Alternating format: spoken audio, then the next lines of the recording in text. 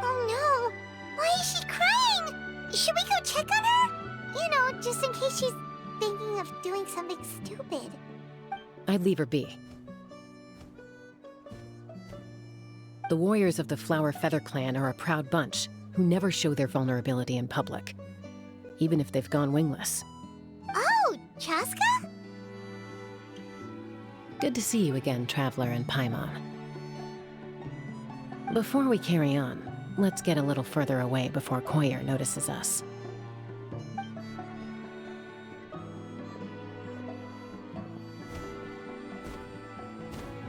So, that girl on the bridge, Koyer, you said? Should she really be on her own right now? With the mental state she's in, it just seems risky.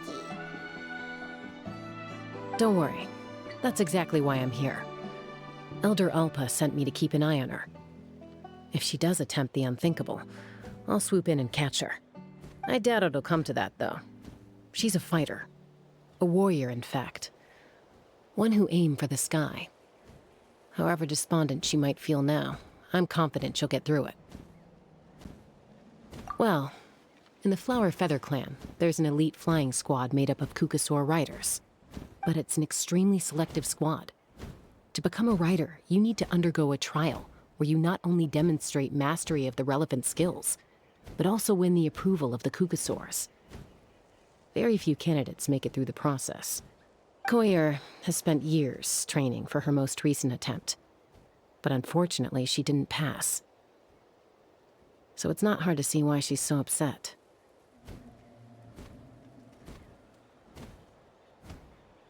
Sometimes, after multiple failed attempts to pass the flying test and win the Kukasaur's approval, people get so disheartened that they give up on their dream to soar the skies. They resolve to quit trying for good. We call those people the Wingless. Do they get expelled from the tribe? What?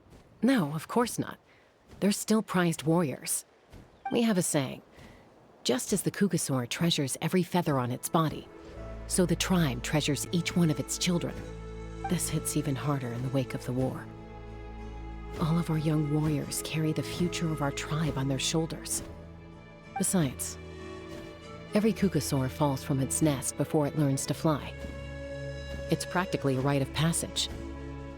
Likewise for the Wingless, we always hold out hope that one day, when they're ready, they'll rekindle their dreams and keep trying.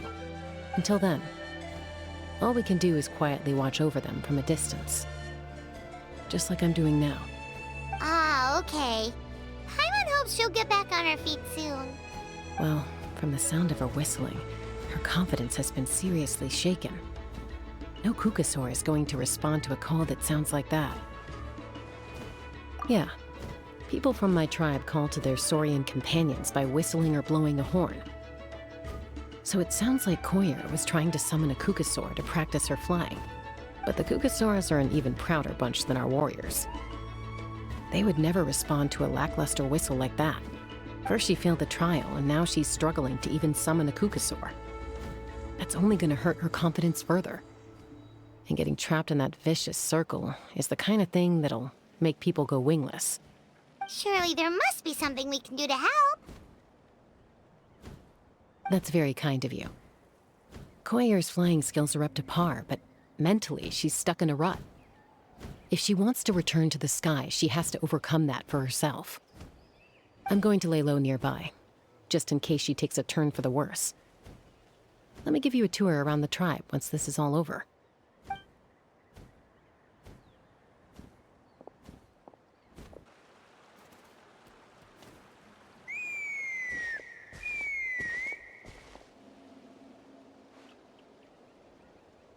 Koyer still isn't giving up.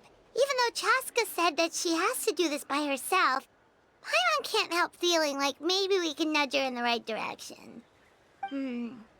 What if we could get a Kukasaur to fly up to her? That might give her the confidence boost she needs.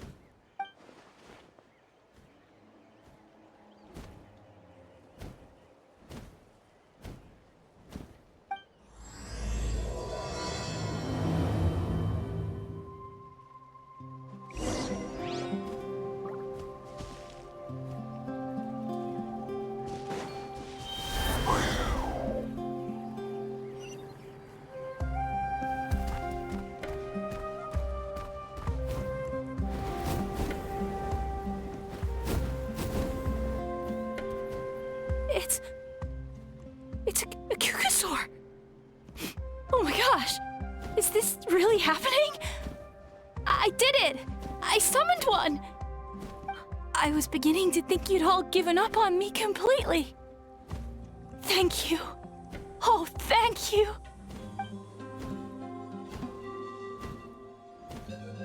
Excuse me?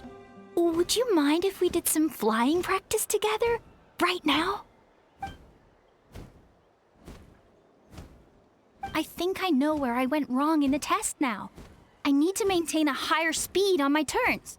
So, I just gotta practice my bell tail slides and split S maneuvers.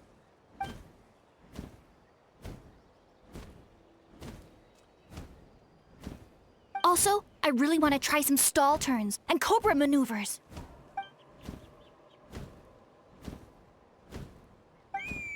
Huh? That sounded like a whistle. Is someone else trying to summon a Kukasaur?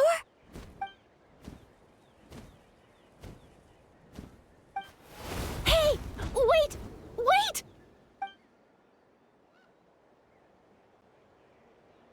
Do you think Koyer's feeling better now? Let's go back to that bridge and check.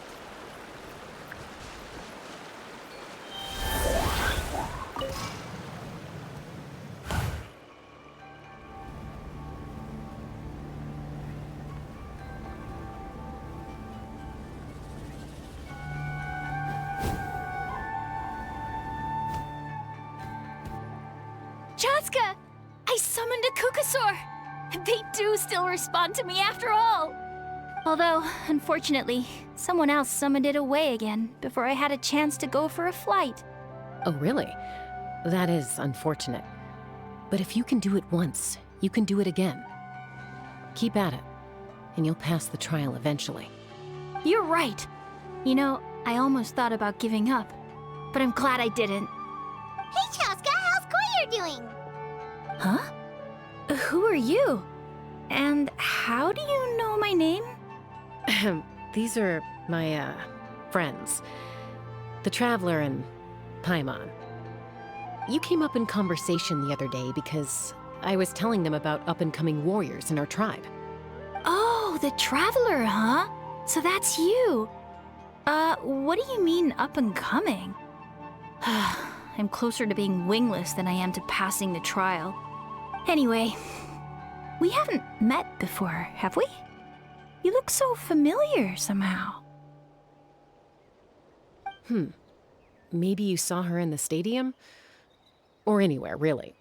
She's been all over Natlan lately, so it's not surprising that you've seen her around. If you say so.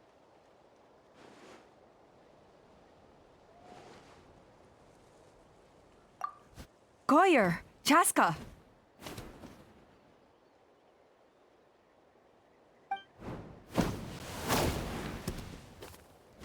Here you are. I've been looking everywhere for you two. Oh, Elder Alpa! What's the matter? I thought I should tell you myself. We're going to redo the flying trials. Redo them? How come? This is so unexpected. And I can't believe you came out here just to tell us that in person. It's embarrassing to admit, but due to time constraints, we didn't do a proper inspection of the arena before the last round of trials began. Then we started to notice many candidates performing worse than expected. So we redid the inspection afterwards and found a number of issues which likely impacted candidate performance. This was entirely our mistake, and I apologize unreservedly. I know it doesn't make up for it, but I thought bringing you this message in person was the least I could do. Oh, okay. Chaska, these people you're with, are they the Traveler and Paimon? Huh? You've heard of us? I have indeed. Gathering intel is an essential part of being a warrior. Plus, you've already made quite a name for yourself in Natlan. Actually, I've been meaning to invite you to enjoy our tribe's hospitality for some time. Hospitality? Oh, that includes food, right? Of course it does. If you let us host you, you'll be treated quite lavishly. Mighty warriors are highly revered in our tribe. Besides, We still owe you for your help during the war. Without you, we would have suffered far worse at the hands of the Abyss. So I like the chance to show you our gratitude on behalf of the whole tribe. Mighty warriors, plural? So Paimon gets too? Paimon's starting to like you a lot. That should go without saying. Your flying skills are the envy of our tribe.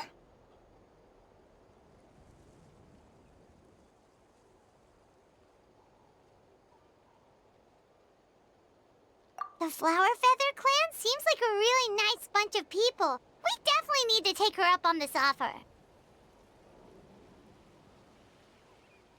Well, I'd love to stay, but I'm afraid I still have to inform the other candidates about the retrials. With our younger generation's future on the line, there's no time to lose. Wait, Elder Alpa! Let me help! The sooner everyone gets the news, the better! Very well. In that case, Chaska, could I leave you to entertain our guests? Sure thing. Okay. Let's meet by the Obsidian Totem Pole later. Collier, let's get going. Okay.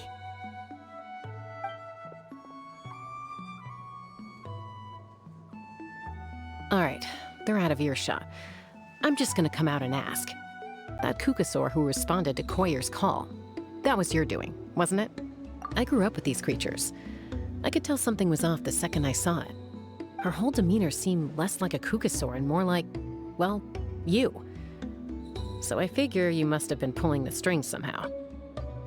She looked very flustered when Koyer asked for a ride, so I whistled to give her a chance to escape. And judging by the look on your face, that was a welcome intervention, huh? It's all right. If you'd rather your hidden talents remain hidden, I respect that. I won't press you for answers, and I'll keep my speculations to myself. You're the kind of person I'd still trust even if you had superpowers. I know you'd use them for good.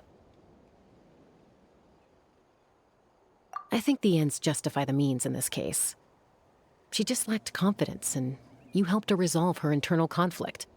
If you hadn't intervened, I likely would have gotten my mom to help out instead. Although, having said that, there's a small chance she might have recognized her and seen through the whole thing. That would have done more harm than good.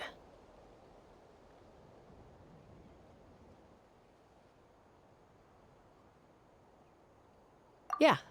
Anyway, if you're free now, how about I give you that tour I promised?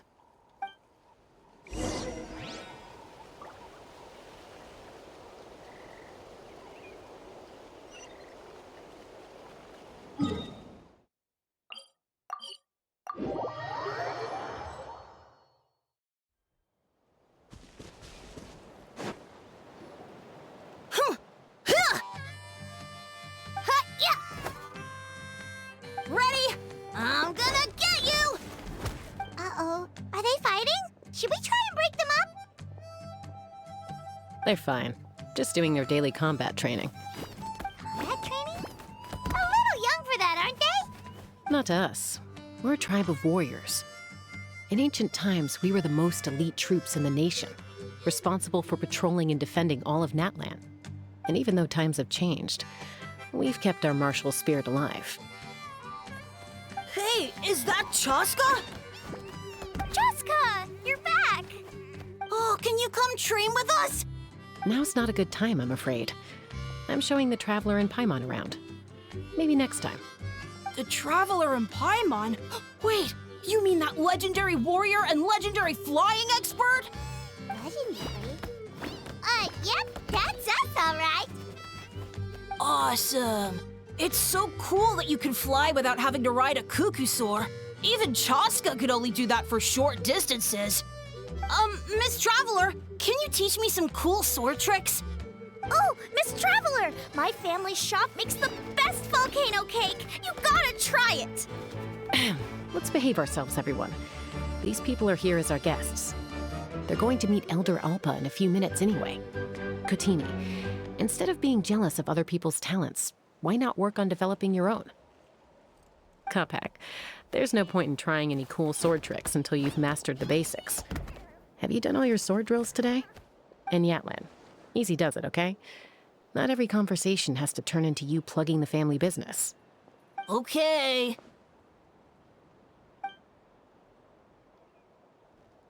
Sorry about those kids. They just got overexcited when they heard your name. Hope it didn't bother you too much. This is a volcano cake that Yatlan forced into my hands. She said to think of it as an apology gift. Whoa, it smells amazing! Traveler, you want some? That's good. Yatlan will be thrilled. By the way, Chaska, those kids really adore you. You're way better with them than Paimon expected. Paimon figured you'd be more... aloof, maybe? Aloof, huh? Well, to be fair, there was a period when I was like that. Around the time when I first joined the tribe. But it's a terrible attitude to have as a peacemaker. It tends to turn situations that could have had a peaceful resolution into a stalemate that can only be resolved by force.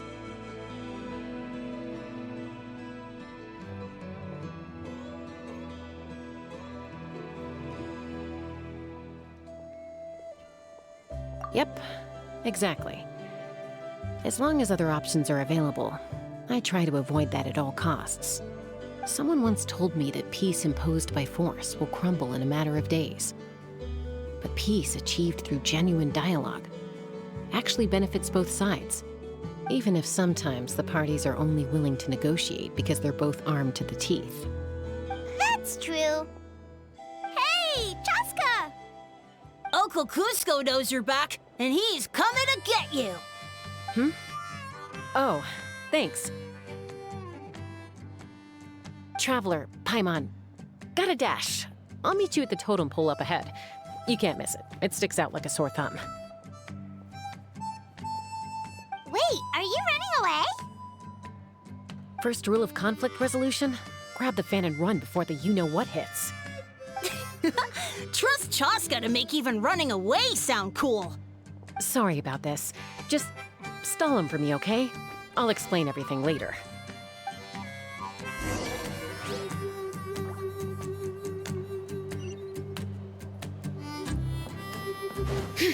Bring it!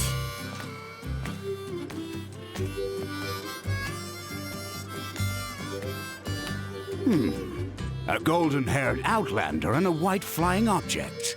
You must be the traveler in Paimon. I heard Chaska was with you, but I suppose she's run away again, has she? Sorry, who are you? Who am I? Only her father. She's supposed to go for a checkup every 3 months to see how her abyss condition is doing. We both agreed on it. But she's already missed 3 checkups this year. That's 3 out of 4.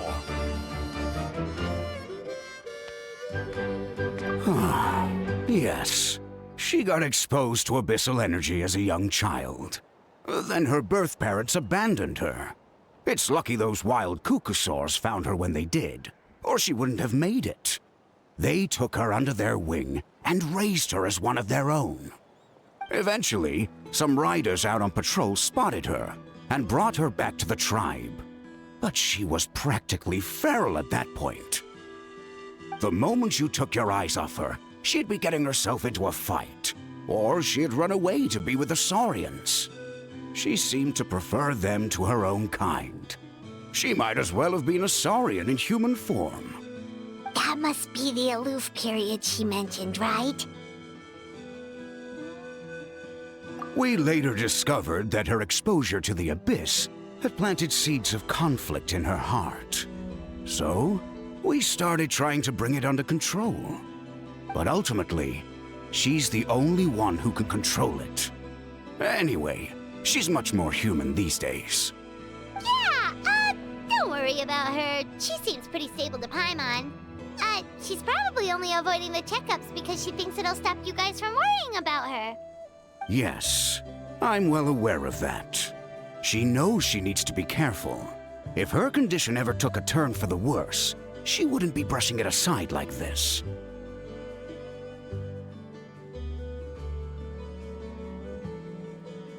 It's just, every checkup she's been to, they find new cuts and bruises. Nothing to do with the abyss, of course. Oh no, that's all fine. The problem with her is she's her own worst enemy. She's been living dangerously again. I'm sure of it. That's why she's avoiding the checkups. She wants to hide it from us. Yeah, Paimon can see her doing that. Oh. In the past, she always had Koichi to keep an eye on her. Now Koichi's gone, and I don't want to lose another daughter. Chaska's been increasingly reckless since Koichi passed. It's like she's trying to make up for it somehow. Next time you see her, please tell her to be careful for me. Even if she doesn't want to hear it. If she doesn't want to do these checkups anymore, that's fine. I just want her to stop putting herself in harm's way.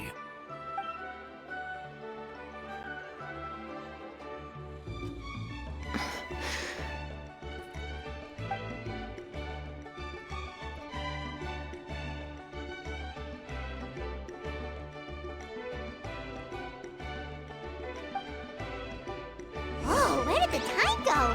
We should be back up with Chaska before it gets any later. To get to the totem pole, we need to head north, right?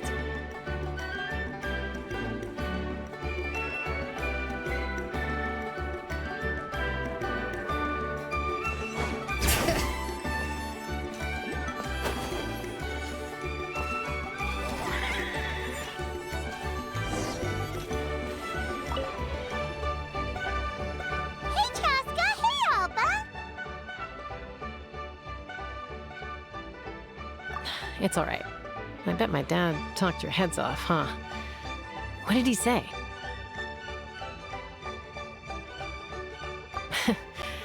I was sometimes a little impulsive back then. That's putting it mildly. The memories. It feels like it was only yesterday when we brought you back and had Cusco and his family take you in. Back then, no one imagined this feral child would grow up to be the strongest warrior of the Flower Feather clan. Huh? You were the one that brought Chaska back to the tribe? That's right. Elder Alpa was already a veteran rider by then. She spotted me while patrolling from the skies and tracked down my Kukasaur mom. Mom agreed it was time I tried to re-enter human society. But I didn't know the first thing about being civilized. I clashed with everyone who had to deal with me. And look at you now. Renowned throughout the land as a peacemaker. How time flies. When the day comes that I can't fly anymore, it will be up to you to look after our tribe and our flying squad. You know me, though. I'm not a natural commander. I'm better off as a lone wolf on the front line. So stick it out at least a few more years, okay? Give Koyer and the others time to come into their own. Oh, stop. Wait, so isn't the leader just the strongest warrior in the tribe? At least Paimon figured that's how your tribe would work. Strength is certainly a core tenet in the Flower Feather clan. But strength means far more than martial prowess alone. If it all came down to individual strength, I'd struggle to call myself a warrior. Let alone, well, sorry to disappoint you. It was something I aspired to at one point. So much so that I went adventuring in the Cinder City, Ochkanatlan, to try and prove myself. But it was foolish of me. I wasn't ready. I came back empty-handed and seriously injured. The fact that I survived was something, I suppose. But after that, I never seriously considered myself a strong fighter. And yet, you still managed to become the leader of the flying squad, thanks to your experience and determination. All while battling those old injuries. Don't you think that's a display of strength in its own right? Let's shelve this discussion for now. Traveler, Paimon, there are some simple refreshments on the table. Please help yourselves. Yes! Paimon was waiting for that part! They were for the snack stomach. The refreshment stomach still has plenty of space.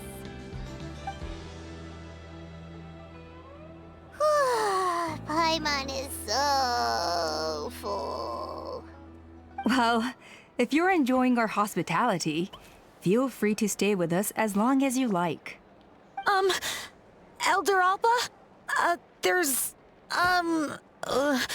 Something's come up.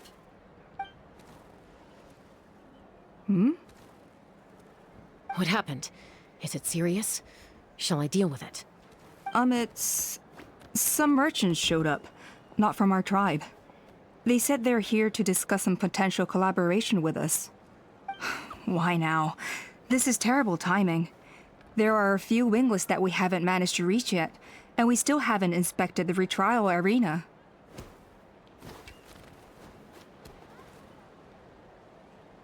Let me handle the other errands while you meet with the merchants. You shouldn't be trying to do everything at your age. You should help too. Seems only fair after all that food we ate.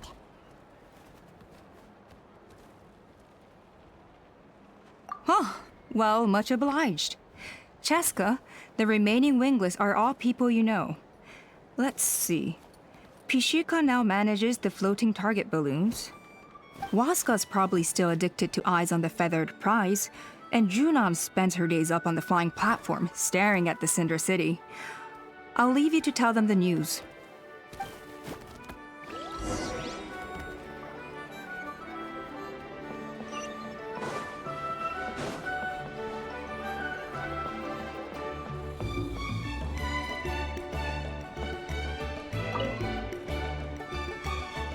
Are you sure you don't want to reconsider, Pashika? I appreciate it, boss. But honestly, I'm pretty happy with my life nowadays. Pashika, they're redoing the flying trials. Huh? Utoda? Ah, did Alpa send you? I was just telling Pashika the news, actually. The way things are with the tribe these days? I mean, you don't need me to tell you. This here is no future for a seasoned warrior like you. Ah, come on, boss. Do you have any idea how long it's been? I've been wingless for years now. I'm not cut out for that anymore. Of course, I'll do my part if we ever need to defend the tribe.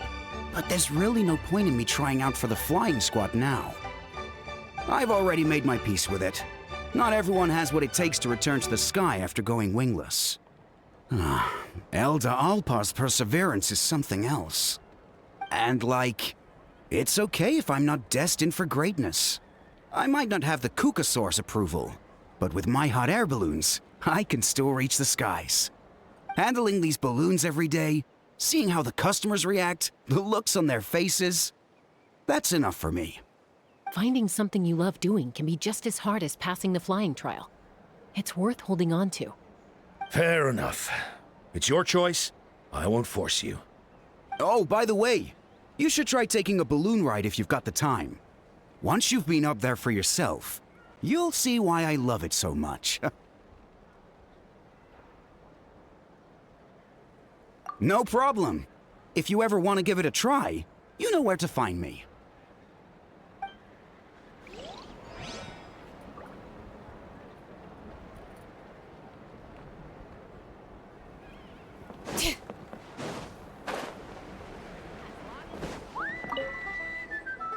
A retrial? What's the point? I pretty much treat life like it's a game. No Kukasaur is ever going to approve of that, no matter how many times I try. Waskar, I can assure you, Kukasaurs wouldn't judge you for something like that. Well, they must be judging me for something. Maybe I lack fighting spirit, or just don't have the talent. Not everyone's a natural like you.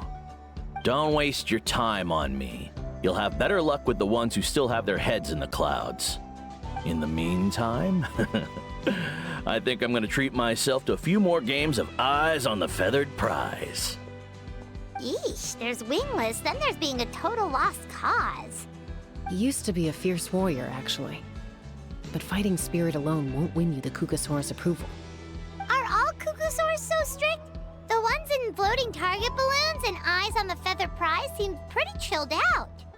It's one thing to hang out and have fun, but quite another to take to the skies with a human life on your back. Giving a ride to someone who's unqualified endangers not only the rider, but also the Kukasaur themselves. If the rider makes a mistake, they both suffer the consequences. So we have a mutual understanding with the Kukasaurs. If someone isn't up to standard, we have to reject them. Even if it means breaking their hearts.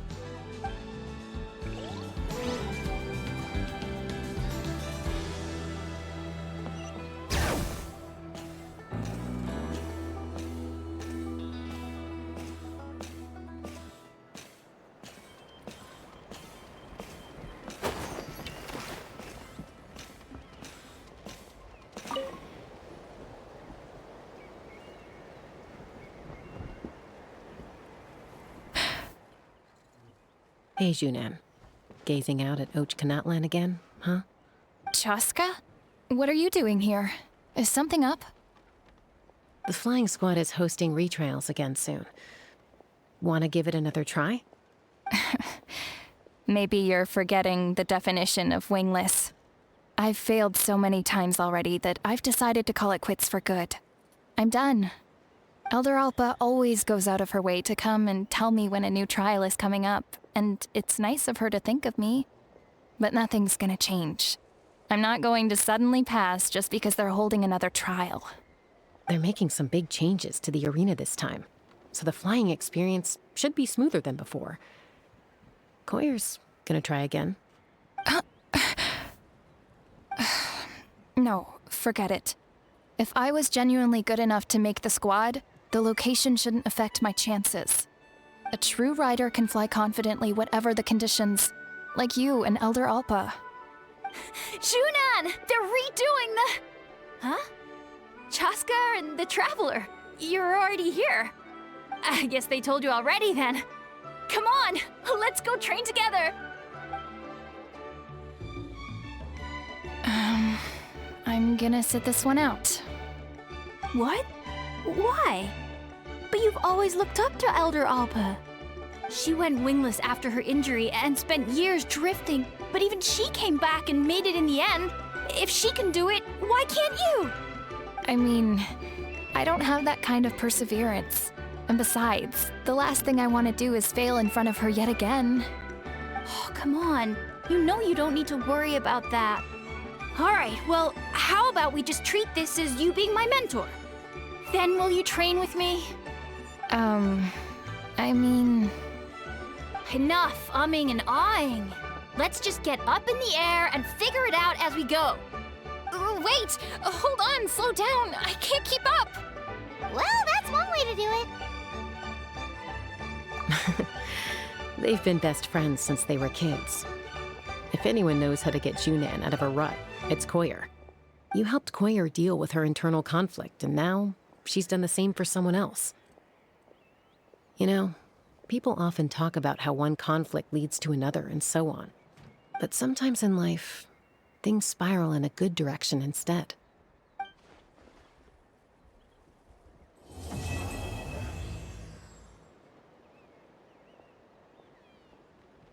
We've notified all the wingless on the list now, right? Where to next? The trial arena. It's not far from the tribe.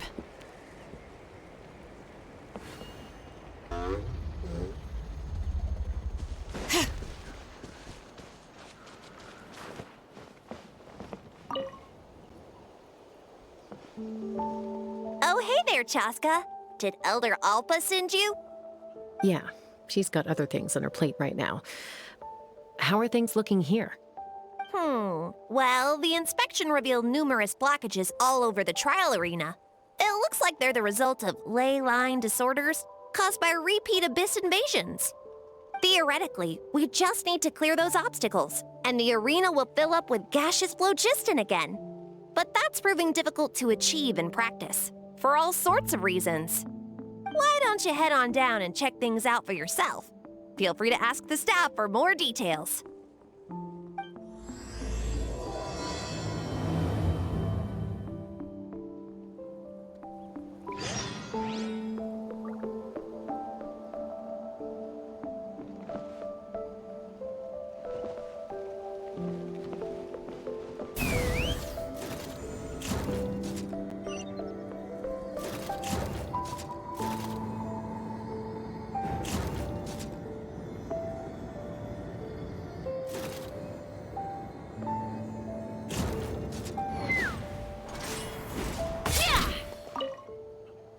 I think it should be, but there are signs of...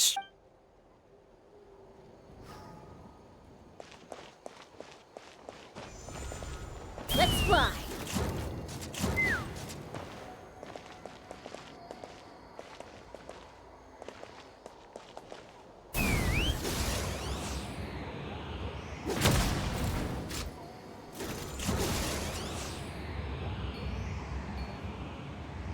Locked on.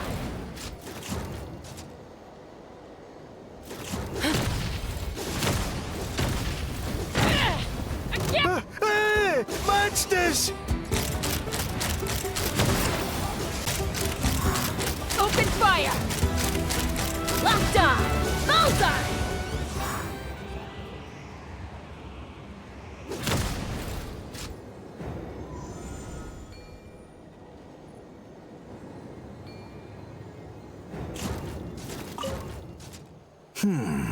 I think it should be possible to... But there are signs of strange life in here.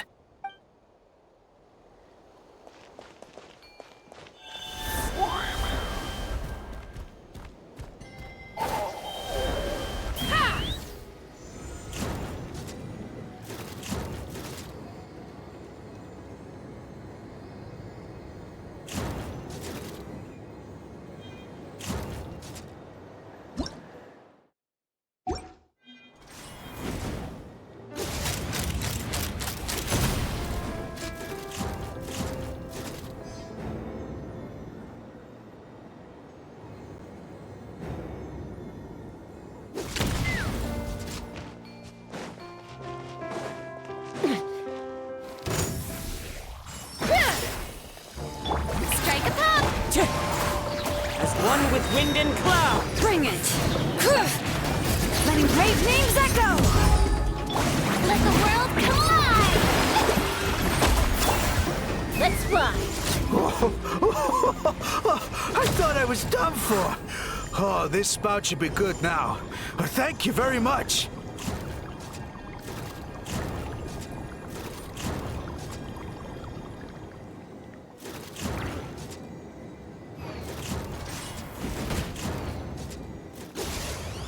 Open fire. Locked on.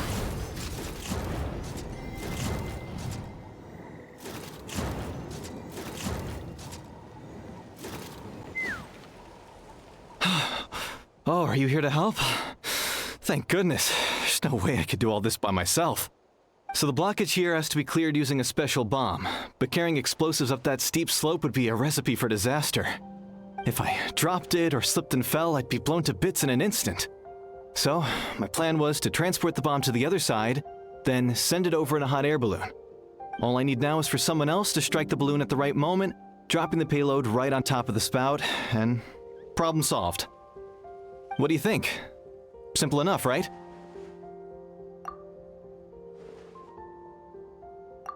Huh? Oh, that one. No, I've got no idea who that belongs to. Or how they got it up so high. I just wish I could fly up there and check out what kind of tech they're using. Ah, well.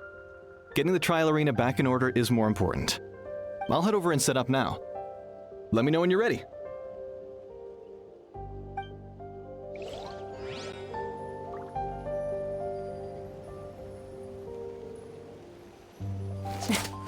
All right! Get ready! All right! Get ready! Open fire. Let's fly.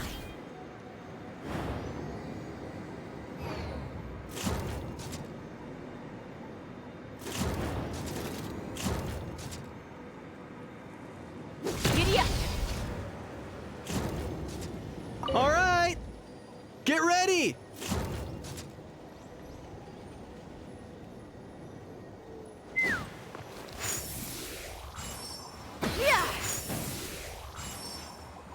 All right!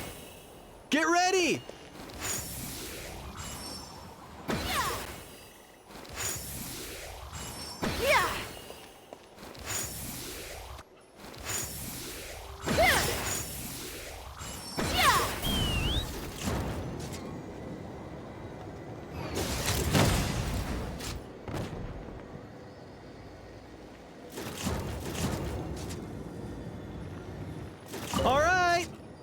Get ready!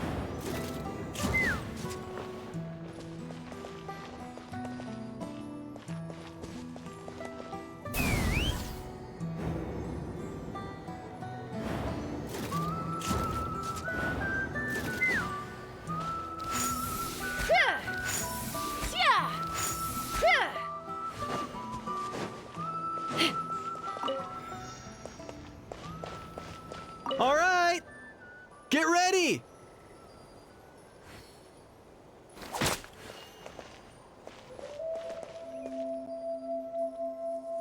Take me up!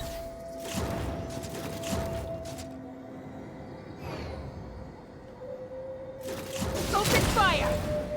The gaseous phlogiston is being replenished. Looks like all the spouts have been unblocked. Let's head back up.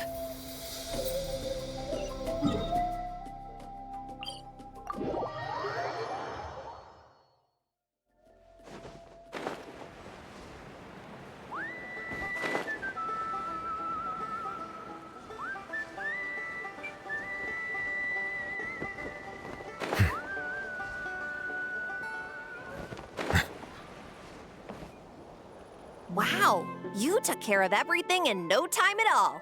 Incredible work. Now we just have to wait until the gaseous phlogiston is fully replenished. Then we can kick off the retrials. Actually, Inkanak, I'd like to do a test flight first, just to make sure we're not missing anything. Could you arrange that for me? Huh? But you only just finished getting the arena ready. There could still be other hazards we're unaware of. All the more reason to have me test it out. Think of it as another inspection. I guess you're right. With your flying skills, you won't be in any serious danger, even if there are hazards we overlooked. The conditions in this area seem a little unstable, but a test flight is the only way to catch any lingering issues. All right, I'll get things set up for you. Just let me know when you're ready.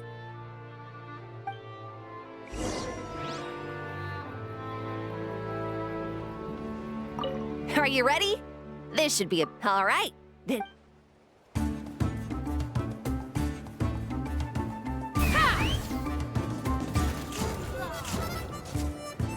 Giddy up!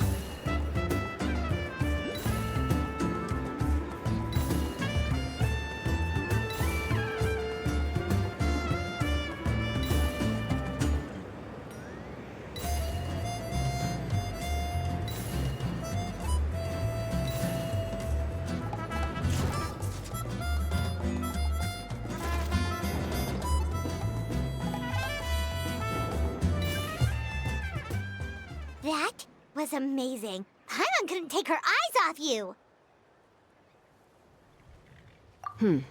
No, nothing major. Give it a few days, and we should be able to conduct the trials. Help! Help me! You're from the Flower Feather clan, right? Please, come quick, you've got to help us! Catch your breath first. What's the situation? We got attacked by a Kukasaur. My friends are still stranded in the middle of the road with the goods we were transporting. Please, I'm begging you, save them! Huh? Are Kukusaurs really that aggressive? Do they usually attack groups of people unprovoked? Not in my experience, but there are exceptions to every rule. Let's go check it out.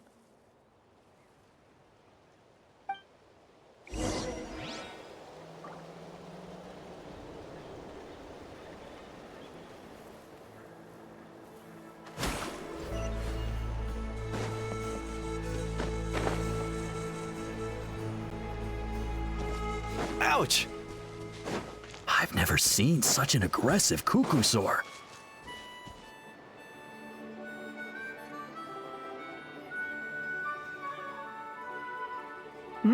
Chaska? Traveler? This is a surprise. Elder Alpa? Huh. So, where's this aggressive Kukusaur we've heard about? Already flew away. Looks like it backed off once it realized that reinforcements were coming. So why do you think it attacked these people in the first place? Was it after the food? No. These merchants are even transporting food. Ah! Thank goodness! The phlogiston wings are intact! Phlogiston wings. Thank you so much for coming to our rescue. These phlogiston wings are our most prized goods. If anything happened to them, it would ruin us. Wait a minute. Are you the merchants that were looking to collaborate with us? Wormy told me about you. Yeah, that's us. So I take it you're Elder Alpa? I am. You must be exhausted from your journey, not to mention shaking up from the attack. Let me bring you back to our tribe to rest. We can talk business after you've recovered. But Elder Alpa, what about the Kukusaur attack? Well, our guests here weren't seriously injured, and their goods are intact. Perhaps that Kukusaur was just having a bad day. There are so many of them around here. You'd expect something like this every once in a while. I don't think we need to pursue it any further. More importantly, how are the preparations for the flying trials going? Is everything in order over at the arena? Huh? Did you say flying trials? What a coincidence! Sounds like a perfect use case for our phlogiston wings. You'll be pleasantly surprised by what they can do. Oh, really? Now I'm intrigued. Well then, let's forget all about this Kukusaur attack for now. We have some serious business to discuss.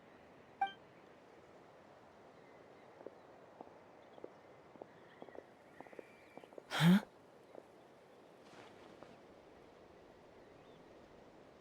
So that's it? That all went smoother than expected. Well, guess we'd better get going. Huh? Chaska?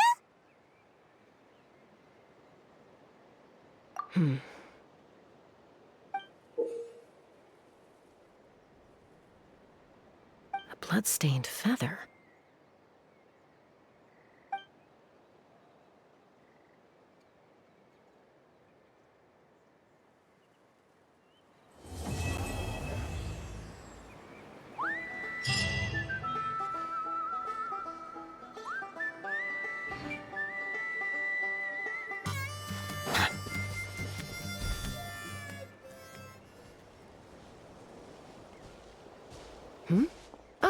Traveler and Paimon. You came. Yep, and it looks like we made it just in time. Although, can't say the same for the Kukusaurs. Bit of a low turnout, huh? Yeah, you'll see why soon enough. All right, get ready. 3, 2, 1, fly! Whoa! We're really flying! I feel light as a feather. I'm flying without a Kukusaur. These phlogiston wings are awesome. What's going on? Paimon can barely believe her eyes. How did they fly all on their own? The merchants we ran into that day were selling a product called phlogiston wings. It's a flying machine worn on the back. To operate it, you just use a handheld trackball that controls the flow of gaseous phlogiston. That's incredible. Yeah. If our tribe, well, if Natlan mass adopted this technology, it would revolutionize our mobility and responsiveness in times of crisis. Just think of the countless tragedies that could be averted.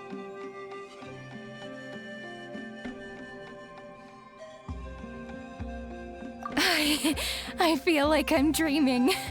Did I really just fly on my own without the help of a Kukusaur?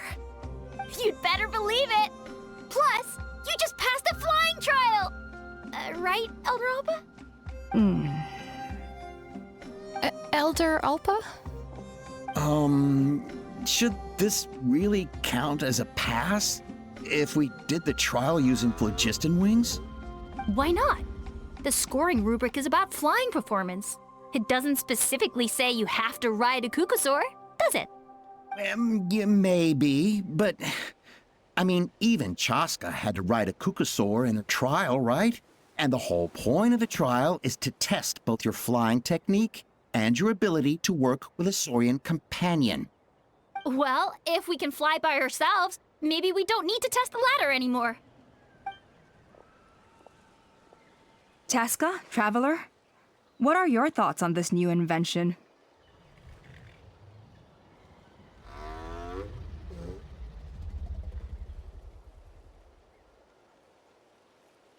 You see? Even the Traveler agrees. I agree that they have strategic value. But I don't think it makes any sense to evaluate candidates by the current testing standards if they're using phlogiston wings. Why? Shunan finally mustered the courage to go through with this. And now you're saying it doesn't count? We don't have any experience using these wings in battle. Nor is it immediately obvious how to incorporate them into the existing systems in our tribe. Taking a longer-term perspective, I think we need to start by getting thoroughly acquainted with how these things work. Then we can develop a new trial format with new assessment criteria, tailored to candidates using the phlogiston wings. You all raise valid points. But Chaska, while your proposal sounds perfectly reasonable, it would probably take years to put it into practice. We lost so many people in that war. These phlogiston wings could be exactly what we need to strengthen our forces and boost morale in this trying time. And as for real-world battle experience, there will be plenty of opportunities to gain that. I have high hopes for you, Junon. Huh? Hey, stop staring into space! Say thank you! Oh, thank you. Thank you, Elder Alpa. You have nothing to thank me for. Remember, the way you got your wings back was by relying on yourself. Oh, Elder Alpa! Bad news! Kukusaurs are attacking the merchants again! Again? Okay, everyone, stay put while I... Huh? Chaska?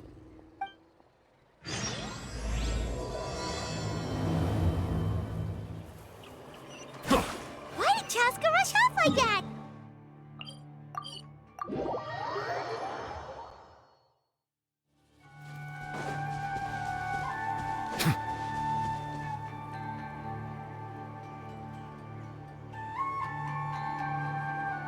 Oh, it's back! It found us again! Run! Get out of here!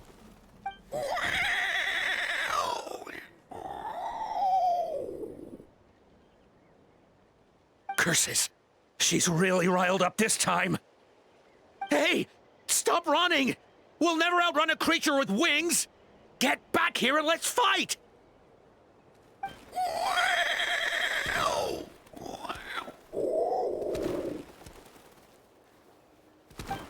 Stop! All of you! Chaska! Oh, wonderful! Quick, get rid of that thing!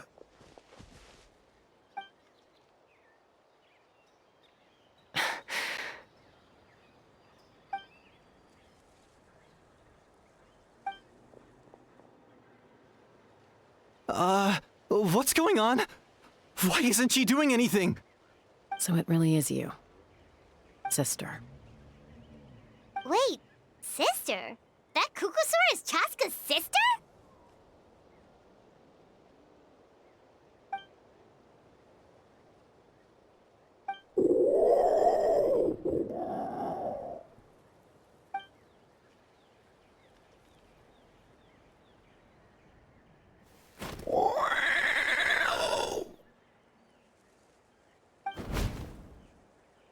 Koya, wait!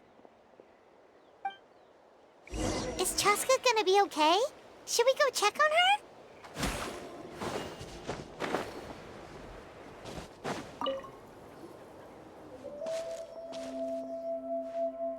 Chaska, are you okay? I'm fine. Sorry for making you worry.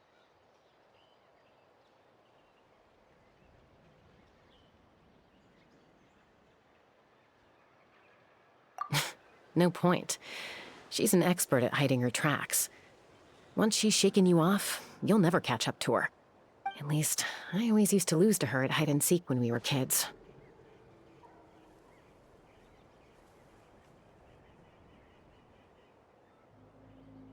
Well, yeah. You know I was raised by Kukasaurs. Anyway, she and I grew up in the nest together. Her name's Koya, and she's my big sister. We played together all the time, chasing each other through treetops or mountaintops. It felt like it would go on that way forever. Until the day I was sent back to live with the humans. Not all Kukasaurs are friendly towards people. Koya, for instance, she's fine with me because we grew up around each other, but she's not fond of other humans. When Mom decided to send me away, Koya strongly protested, and after I left, she became more and more reluctant to interact with humans. Maybe she thinks that humans stole you away from her. It's a possibility, but in any case, we still stayed best friends at first. I had a hard time adjusting to life in the tribe. So whenever something went wrong, I'd run off into the wild and vent to Koya. Ah, so that's what Uncle Cusco was talking about. He said you seemed to prefer hanging out with Saurians to your own kind back then.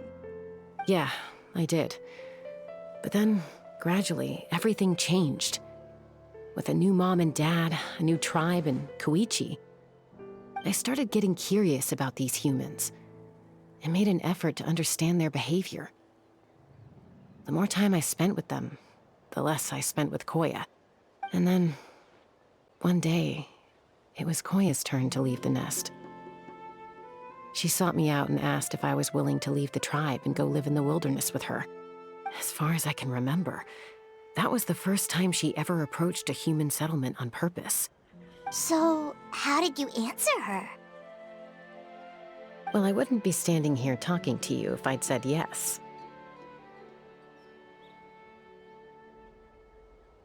No, I was torn.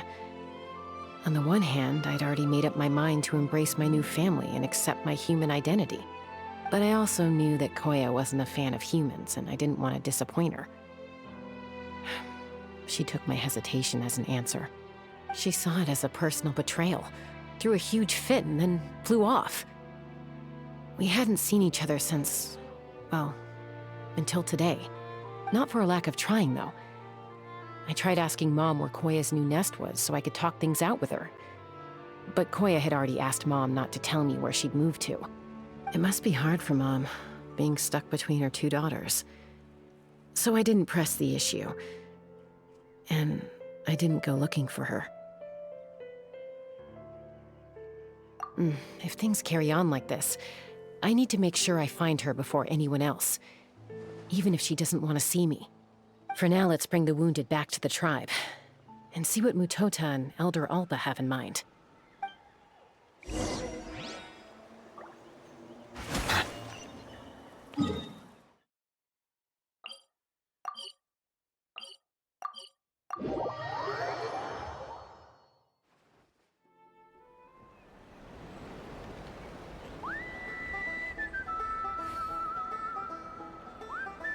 I see the value in my own work, but I also see the meaning in all the endeavors of the people of Fontaine. So, I hear there's been another Kukasaur attack. Ha! I knew it! They're wild animals, and they can't be trusted. Hey, show a little respect. The Kukasaurs are our partners. Maybe in the flying squad, but they don't give a hoot about the rest of us. Well, now that we have the phlogiston wings, do we even need the Kukasaurs anymore? Are you kidding? How are we supposed to protect our tribe without them? I didn't mean it like that. Huh? Protect our tribe? Or are you just scared that your precious flying squad will lose its prestigious position? You take that back! Things are changing so quickly. Chaska, there's a conflict emerging there. Aren't you going to nip it in the bud? The whole tribe's talking about this now. breaking up a single fight won't solve anything. The real source of conflict here is the phlogiston wings, and what happened with Koya.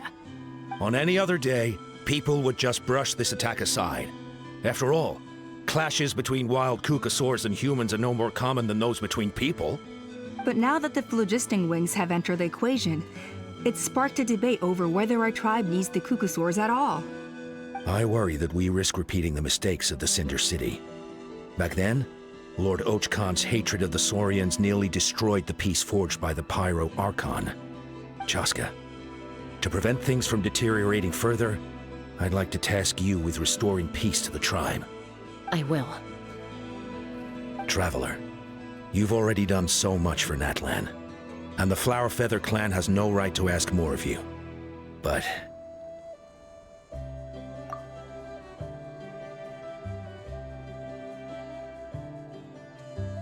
Thank you. And don't forget about Paimon. Just leave this to us. This whole situation has unfolded so quickly that it's put us on a back foot. To tell the truth, it makes me a little suspicious. You think someone might have orchestrated all this? It's possible. Leave it with me. I'll look into it. Also, Chaska, could you try to keep a low profile while you're out there digging around? We don't want to give our hand away. I'll do my best. Okay, so where should we start? This all began with Koya's attacks. If we can find out what led her to do it, that should give us something to work with. Unlikely. Given how she reacted when I showed up, I don't think she's forgiven me. If you want to resolve a conflict through dialogue, sometimes you need a third-party facilitator. Let's go see my mom.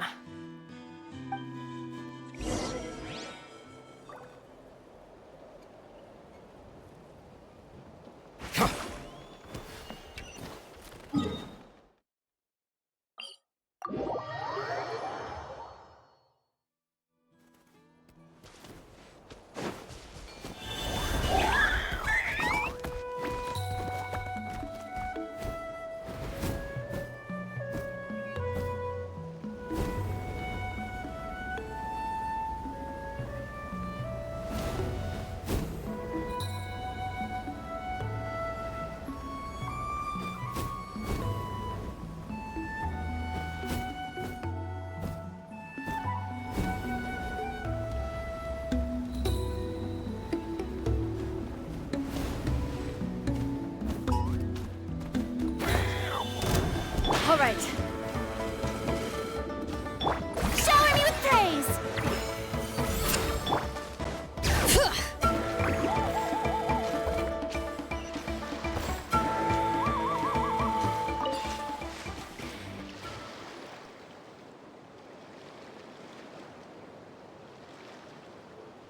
Wow, so this is where you used to live as a child? Mm-hmm. When I was little, we used to do this thing where I'd jump from the top of this tree, and Koya would fly over from the platform and catch me in midair. Or sometimes we'd both fly from the treetop together, and then after some aerial maneuvering, she'd throw me up onto that platform. After we got a bit older, we went to the nearby shores looking for even greater heights. Ah! Stop! You're gonna give Paimon a heart attack! Oh, really? I just thought it made a fun story. Then I'll share more with you when there's time. Anyway, back to the matter at hand.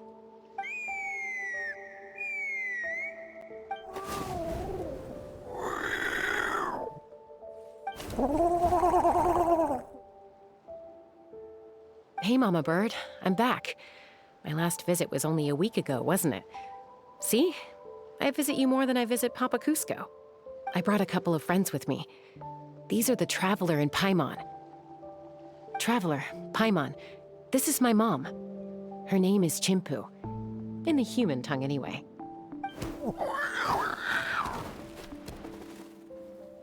Hi!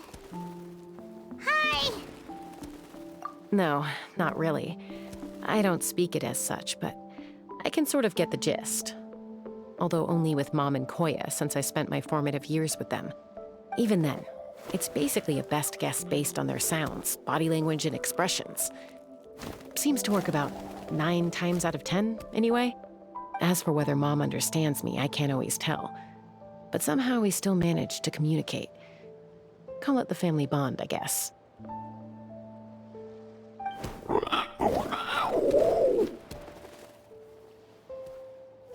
Don't worry.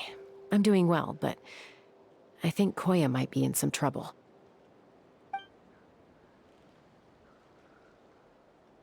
I know she's never been a fan of humans, but she's never deliberately attacked them before either. What's behind this sudden change? Does, Auntie Chimpu know anything? Doesn't look like it. Koya hasn't visited her in a long time. Then, could you please tell me where she's living nowadays? I really need to talk to her. If this animosity between her and the tribe continues, then the next time there's an incident, I don't know if I'll make it there in time.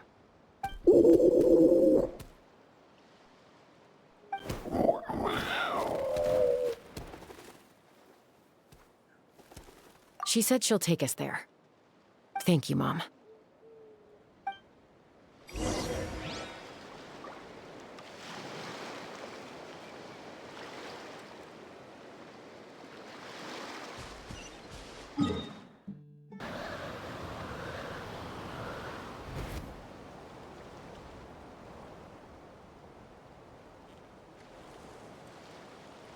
This is a really remote location.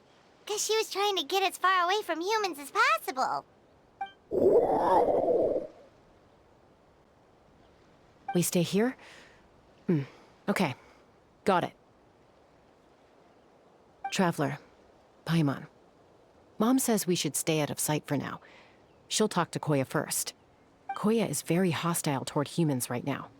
So if we show up unannounced, it might just make things worse.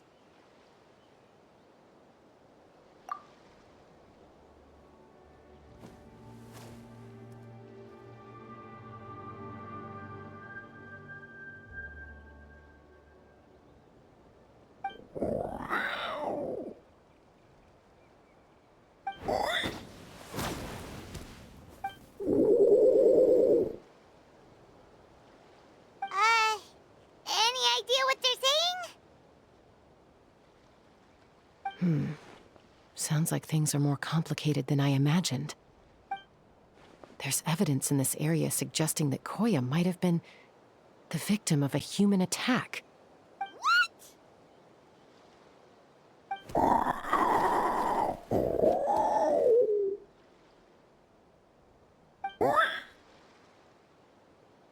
No!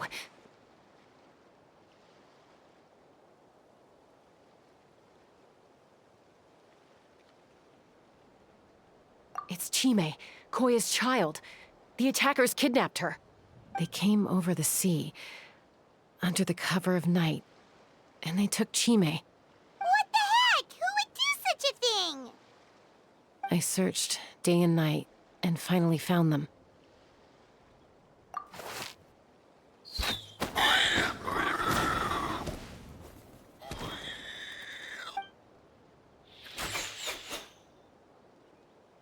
Oh, yeah! Tafal's contraption is working like a charm! Got her in one! Hey, there's another one! Wait, is that the one that got away last time? Who cares? Just get them all. T'Pol pays us per catch.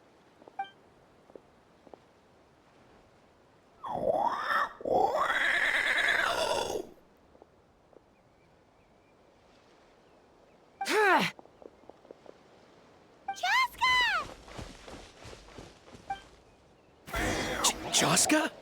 How do you get here? Quick, stop her!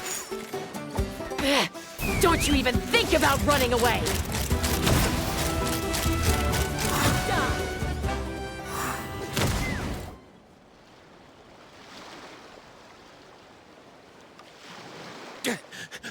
Don't come any closer, or I'll...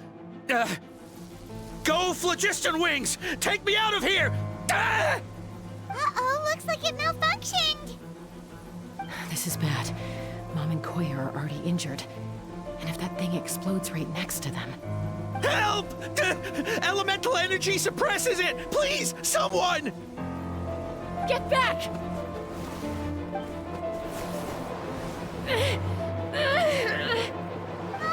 It's still going, and it's getting worse. Guess we need a more permanent solution. All right then.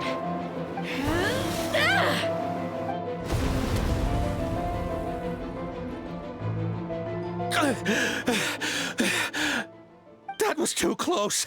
I thought I was gonna die.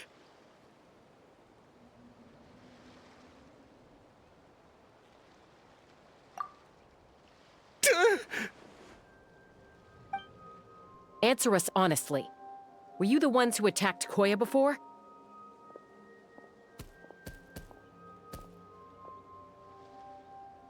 I am... No, it was...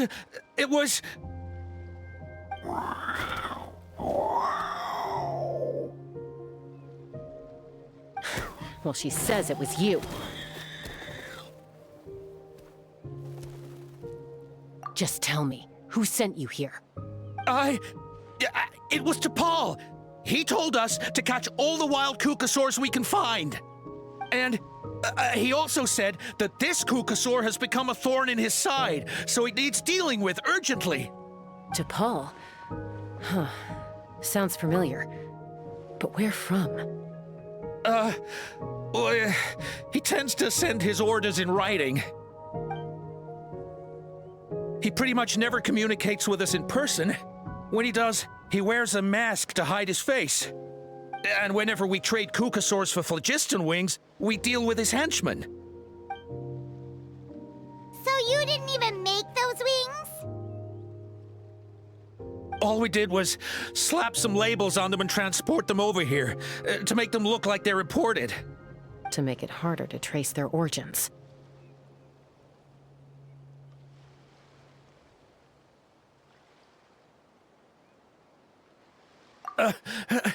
I don't know, honest! Well, that's mighty convenient, huh? What about if I held a gun to your head? Would that change your answer? No need. I'm sorry. I'll tell you everything I know. T'Pol doesn't tell us much, but he always stresses that he wants them alive. So that gives us some clues. This is just a best guess, of course, but we suspect that the gaseous phlogiston stored in the trackballs is drawn directly from the Kukasaurs. What?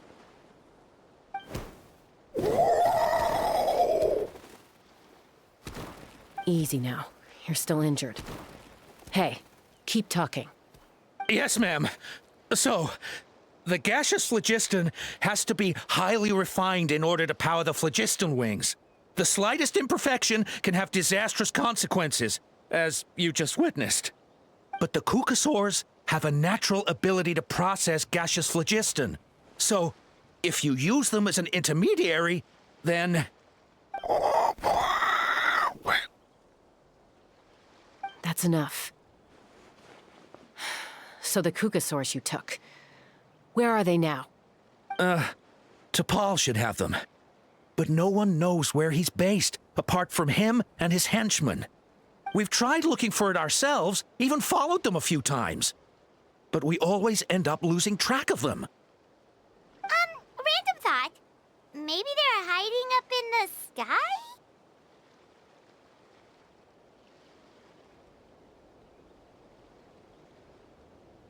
T'Pol. T'Pol. I'm sure I've heard that name. Maybe it was... Jaska, Traveler!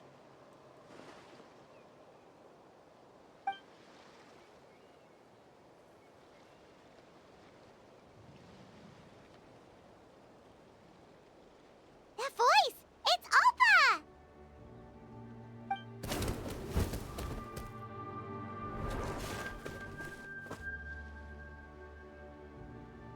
Elder Alba? What brings you all the way out here? Well, I was patrolling nearby when I heard the sound of an explosion. What's going on?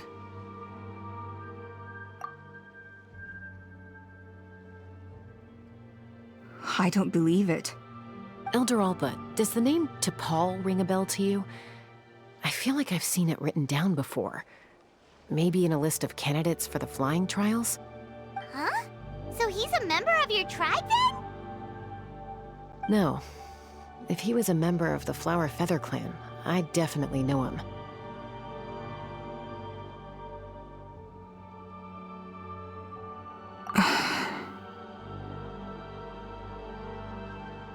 Now that you mention it, I do remember a young man from outside our tribe who came to participate in our flying trials once.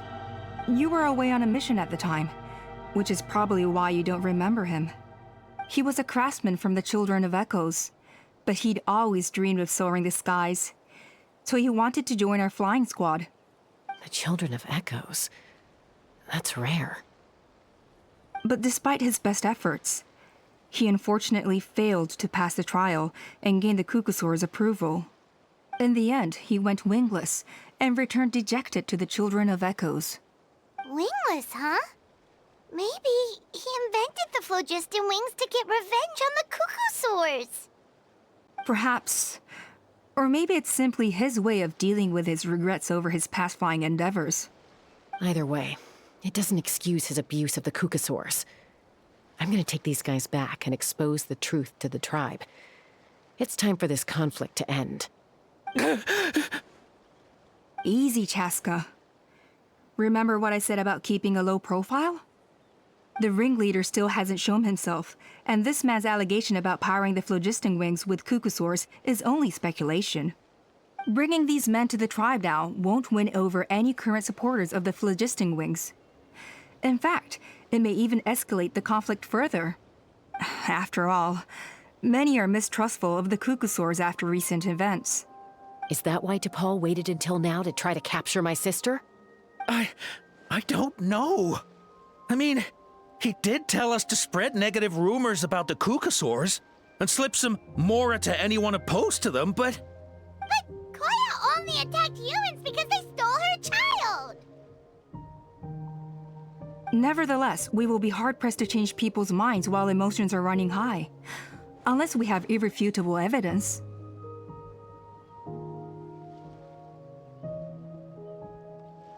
Bravo! My thoughts exactly. In the meantime, leave these men with me. I'll escort them back to the tribe. I'll take the other members of their crew into custody too. They won't get another chance to stir up trouble. Fair enough. I guess finding T'Pol is gonna be the key to resolving this conflict.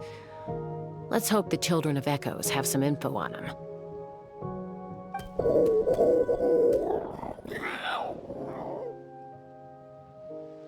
Sorry, whatever it is, it'll have to wait till this is all blown over. I have to fix this situation before it spirals out of control.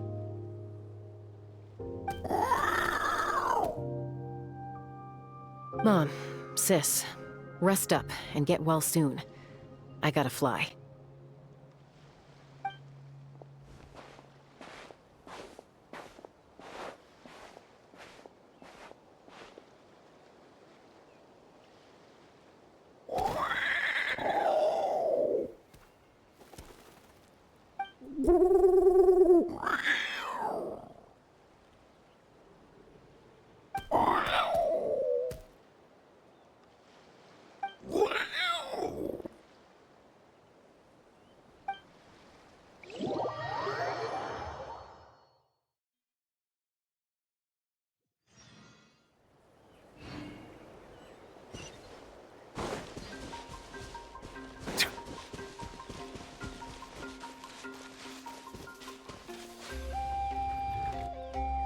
So Appa says that T'Pol's from the Children of Echoes. But how do we track him down? Just ask around until we find him? Let's start by talking to someone we know. It'll be faster that way. At this time and place, I'll bet the easiest person to find is... Wakey, wakey, Shilonin! Oh, it's you. Okay, give me a second. I'll come down.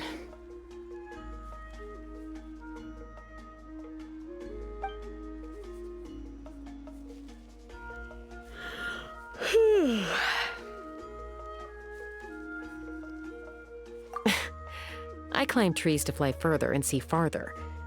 I don't usually stop for a nap. Well, we're not all like you. Always full of energy, even after flying around all day. Yeah. So, you've come all this way and interrupted my precious nap time. Might I inquire as to, why? I'm sorry, Xilonen, but it couldn't wait. Does the name T'Pol mean anything to you?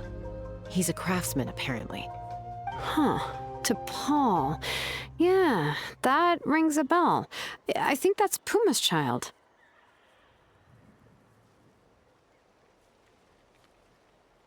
Nope, I'm afraid you're a few years too late. Why are you looking for him?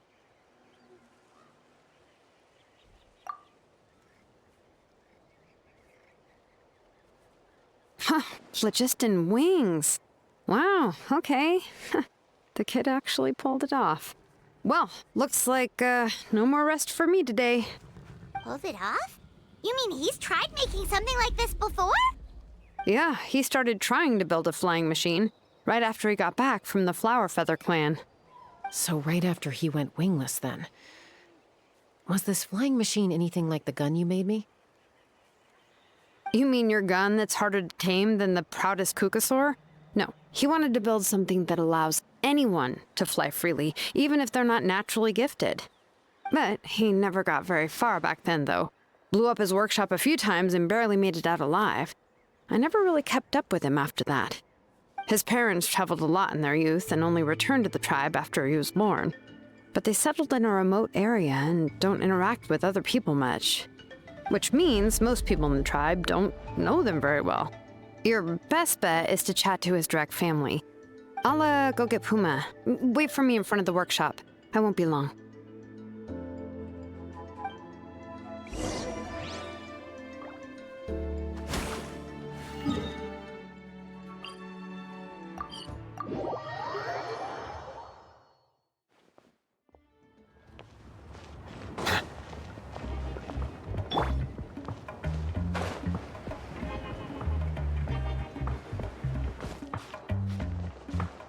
Yep.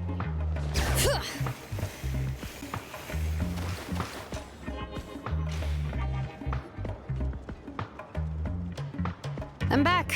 Allow me to introduce T'Pol's mother, Puma. Hello, we're... Oh, save the pleasantries. I don't want to spend any longer talking about that boy than I have to. Huh? I disowned him long ago. He is no child of mine. All he cared about was his pipe dream of reaching the sky. Oh, we tried to talk sense into him, but he was obsessed. And then when he left us, he spouted some nonsense about building a workshop in the sky to avoid the constant criticism of us ground dwellers.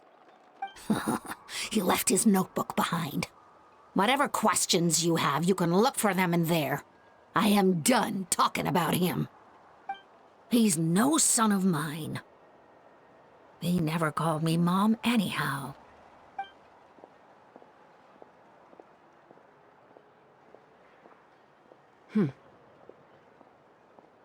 Wow, they've really fallen out. Paimon sure wasn't expecting that. Her husband, T'Pol's father, he passed away recently, and T'Pol didn't even bother to show his face at the funeral. If you ask me, that was probably the final straw for Puma. I'll go keep her company. If there's anything else you need, just come and find me. Thank you. Okay, so this notebook is the only lead we've got now, right? What's in there?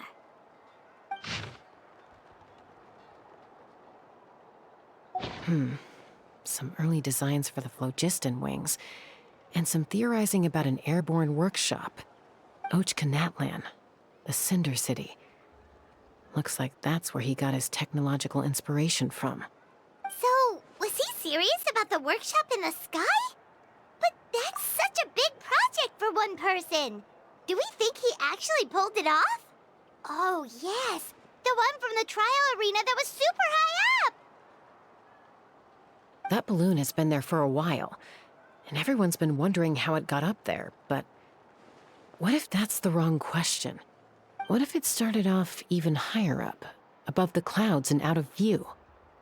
And it only descended to its current height due to some kind of malfunction? Part of T'Pol's workshop?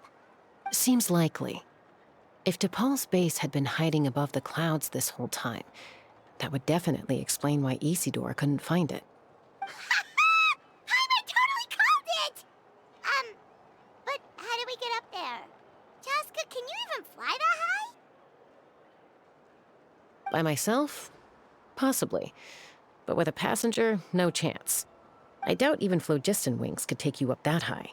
At least, not without that relic T'Pol mentioned in his notebook. Yeah, and he's probably holding on to it. We'll have to find another way.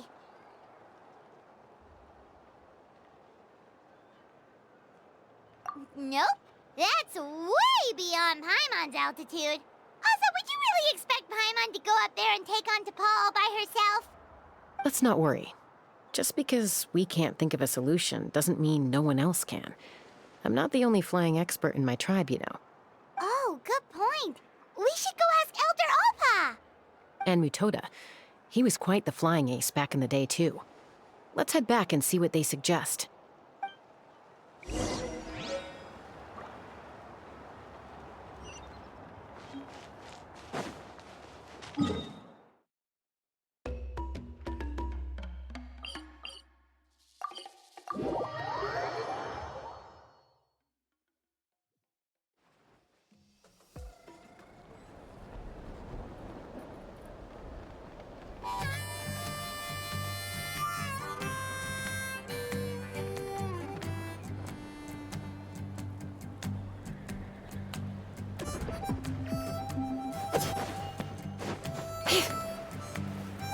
Bring it!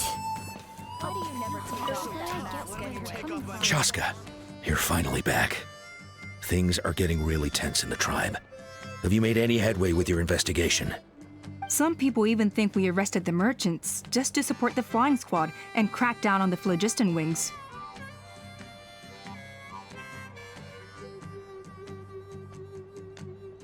We found some promising leads, but there's a major obstacle standing between us and the irrefutable evidence we need.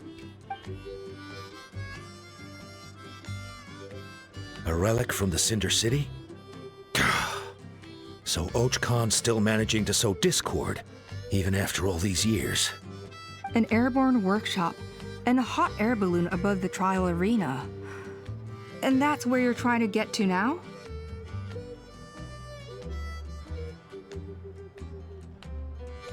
Neither phlogiston wings nor a cuckoosaur can take you that high up. Do you really think that's where T'Pol is hiding? You know what? There might just be a way. Really? Do you still remember those spouts in the arena? When they were all blocked, the gaseous phlogiston was trapped and unable to flow. But now, it's flowing freely. If we were to block them up again... You mean all of them except the one at the very top of the arena? To build up the pressure there?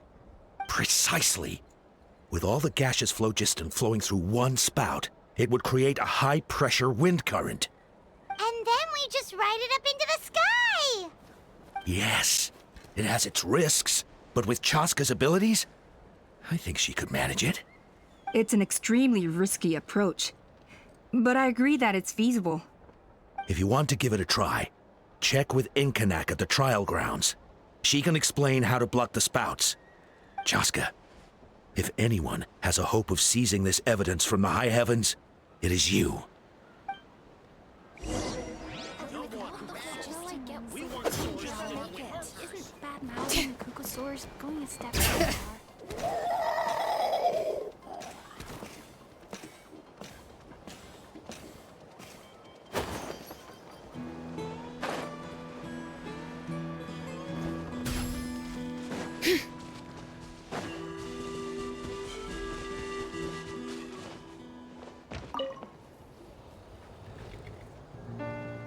Goodness me, that is a very bold idea.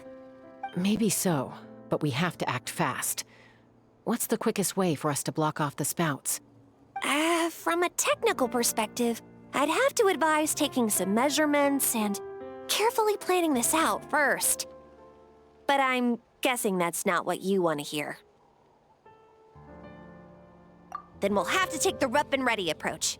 See the solid phlogiston over there? Our prior inspections revealed that some kind of stable structure has formed inside, making it highly damage resistant. It's not without its weak points, but unless they're all struck at the same time, the structural integrity won't be threatened. So, what happens if we do strike them all at once? It'll collapse. Okay, I see where you're going with this. Yeah, you got it. As long as you hit all the weak spots at once from the right angle, the solid phlogiston will fall right on top of the spout and block it up. You're right about rough and ready. Sounds like my kind of plan.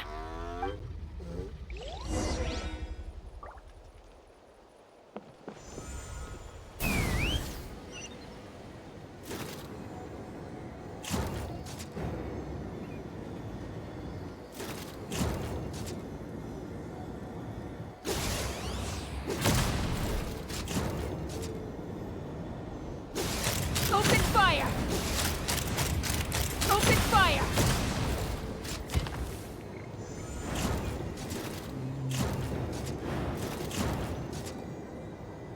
Look! There's a chunk of solid phlogiston right over that spout!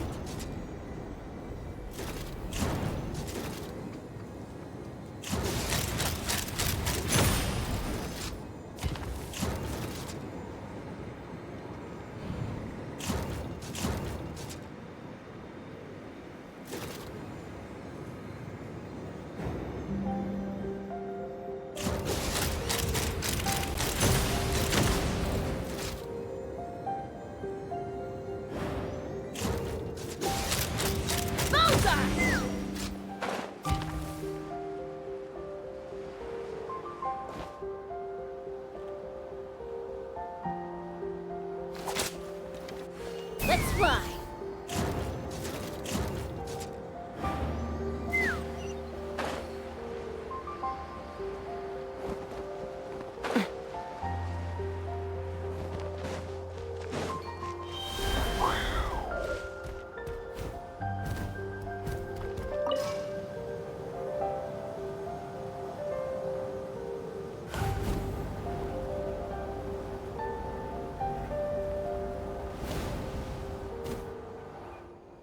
It actually worked! But wait, how are Paimon and the Traveler supposed to get up there? Koya can give you a lift. She's actually been following us this whole time.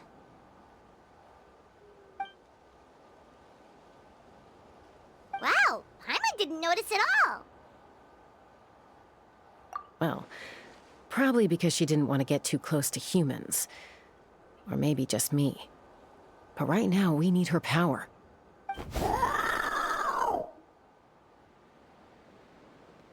Whoa, you didn't even have to summon her!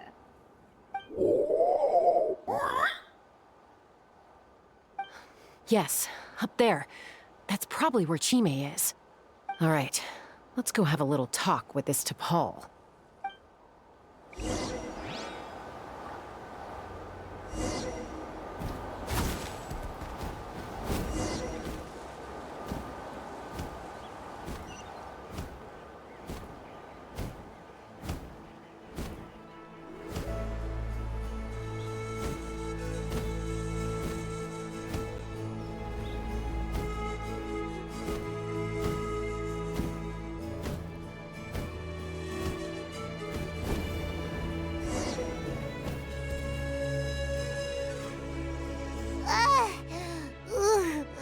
Haven't ever flown that fast before. She feels so ready to throw up. Aha. Just as I thought. It might look like a regular hot air balloon from the outside, but up close, it's clearly been heavily remodeled. And sure enough, it only descended below the cloud line because the custom-built machinery malfunctioned.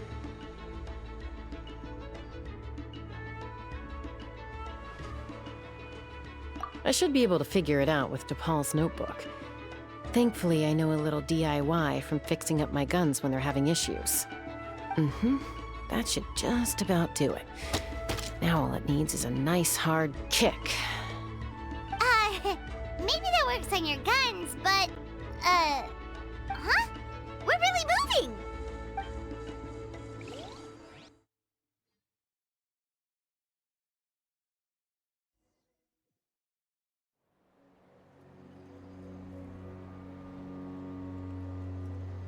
Here it is! The workshop in the sky! Oh, you gotta see it to believe it. Makes you wonder why T'Pol even bothers with phlogiston wings when he has tech like this. Well, according to the notebook, the platform beneath us runs on components from the Cinder City. Those can't be mass-produced. Also, I have some doubts about its mobility after seeing how it moved just now. For someone like T'Pol who dreams of flying freely, this definitely doesn't cut it. But if he's got that relic, he should be able to make a set of prototype wings for himself, right? Why bother making a whole flying workshop so he can mass-produce them?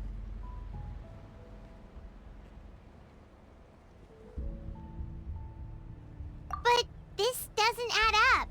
If he's already achieved the power of flight, then he must have bigger dreams we don't know about. But what? With any luck, we'll find the answers in his workshop.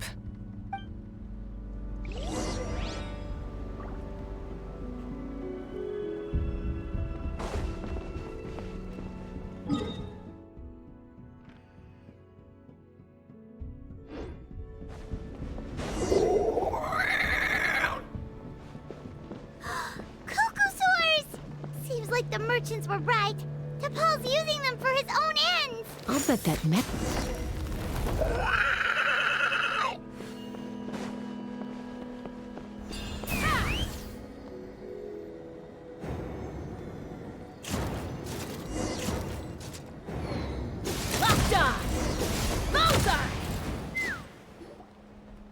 Why won't it fly away like the others?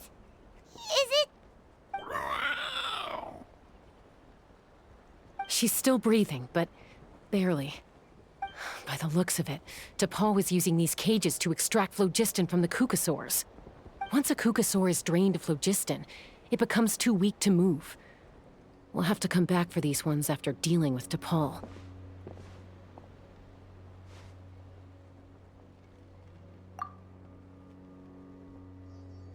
Let me see. Looks like a record of his phlogiston research. Log number 330. With the support of... I was finally able to launch the airborne workshop. Even though it relies on the relic for 80% of its power supply, I've at least taken the first step. Log number 348. Research on the relic is progressing well. I should be able to replicate the technology and scale up production very soon. Has proposed a name for this groundbreaking invention, the phlogiston wings. I think I'm getting close.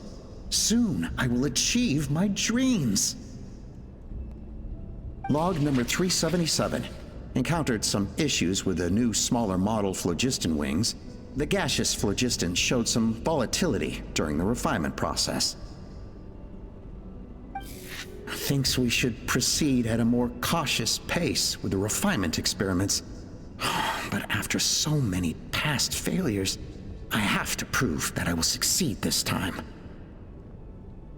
Log number 114. Ran an experiment using Kukasaurs to refine gaseous phlogiston. It was a success. Log number 117. I've started recruiting merchants and hunters to capture wild Kukasaurs. Log number 121. Major breakthrough in the efficiency of phlogiston yield. Huh? So many parts have been crossed out! Yeah, probably the contact he alluded to in his other notebook. Guess he has a benefactor.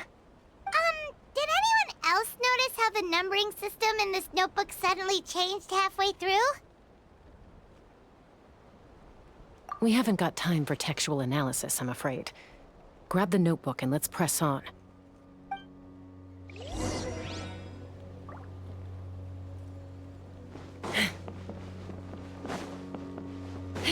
Huh.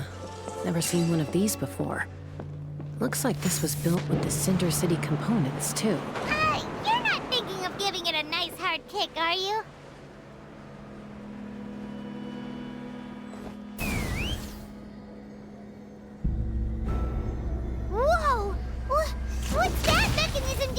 It's asking for a nice hard kick where it hurts.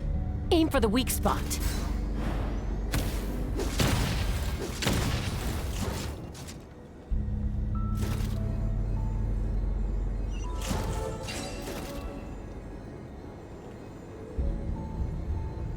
What are they doing here? It's T'Pol's henchman. He must have brought them here using the relic in his prototype wings. Watch out! Let the mountain flames boil!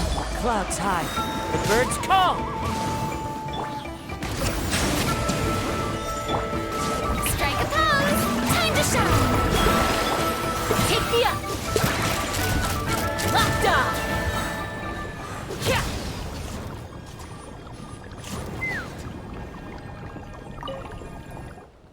Hey, look here! More of T'Pol's notes!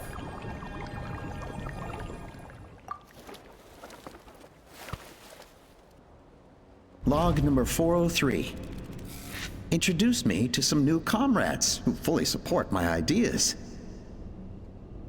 I told them that some saurians are blessed with wings, and some people with natural gifts, while the less fortunate among us can only look on longingly as they seize the skies. But I also told them that progress can erase individual differences. Think of the tools humanity has made to fight back against wild beasts. The law we have put in place to even the playing field between the strong and the weak. I promised them that our research will be the new frontier of human progress. With our phlogiston wings, the power of flight will no longer be for a select few to enjoy. Imagine a world where the skies are for all to share. I only hope that when we finally achieve this goal, we'll be proud of me. Imagine a world where the skies are for all to share. Yes, what a wonderful world that would be. If only it were possible. We could respond faster, and so many tragedies could be prevented. But T'Pol, what about the saurians you're draining dry of phlogiston? You're not sharing the sky, you're stealing it! Bad move. I won't let you get away with it.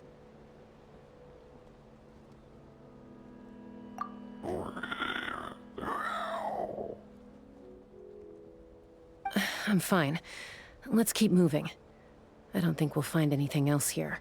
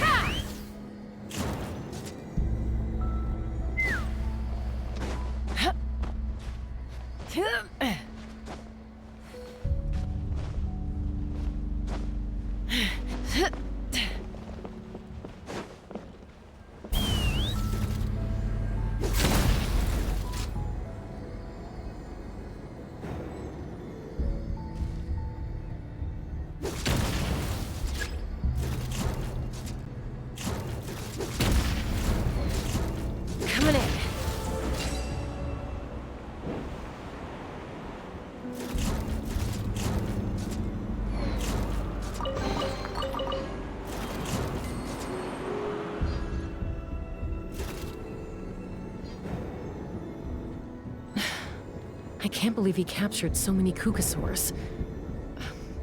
But right now, we have to focus...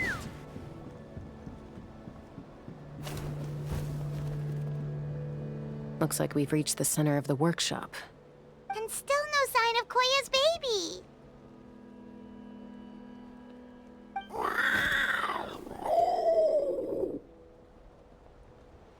Let's search this area for now. If we still can't find Chime, We'll double back.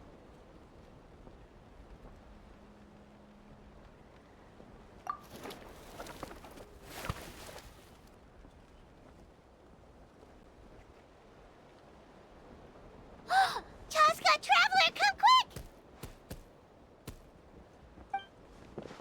What is it? Did you find Chime? Not yet, but look! It's another one of T'Pol's notebooks!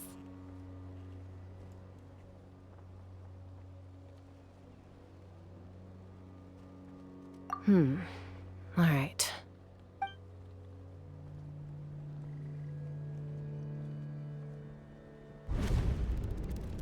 Log number 428. We decided to restart the experiments on phlogiston refinement, but without telling. This is the final obstacle to the success of the Phlogiston Wings project. We cannot fall at the last hurdle. Log number 436. Earlier today, suggested using cucosaurs as an intermediary to extract refined phlogiston. It's certainly feasible, but... Anyway, as long as our secret experiment succeeds, I'm sure won't bring it up again. Log number 443. We will conduct the experiment tomorrow. Birthday is coming up, so hopefully we'll have a birthday surprise for her. Log number 444. Huh? Why is this log empty? I guess whoever wrote down the log number was prevented from recording the results.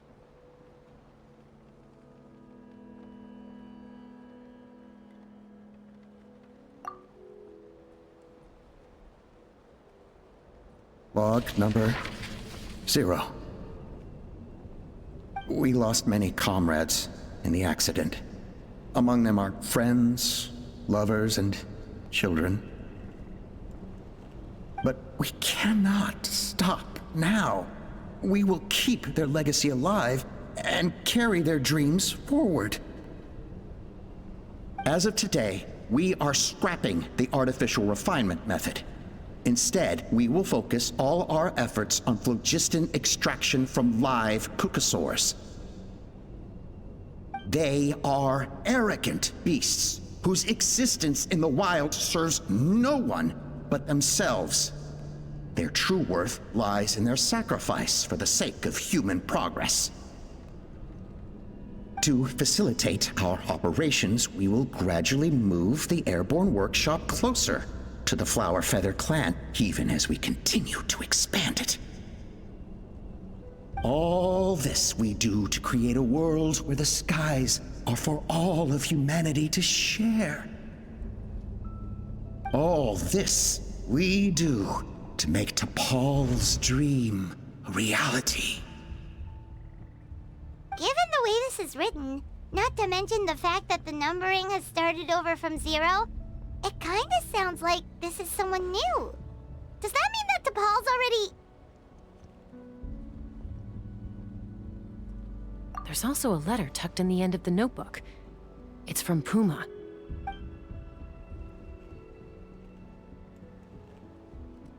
T'Pol, I don't know where you are right now, so I don't know how to reach you. My best bet is to send this letter to the Flower Feather clan. Your father is gravely ill. Oh, I know we've had our differences in the past, but he is still your father. Won't you come and visit him? Please. I know you never liked him and cared even less for me. All you ever yearned for is the sky. And your birth mother. But we'll still be waiting here for you if you do come back. This may be the last chance you'll get to see your father. So Puma's not T'Pol's real mom? Huh. Well, she did say he never called her mom, but I'm gonna assume she was just venting. We know that T'Pol's father passed away quite recently, and this letter looks recent. By contrast, the writing in this notebook is old and faded. It looks like the real reason Paul didn't attend his father's funeral is because he'd long since passed away himself.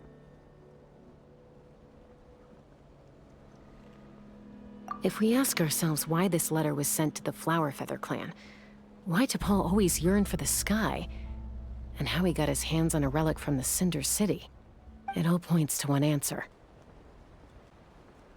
That's right. T'Pol was my child.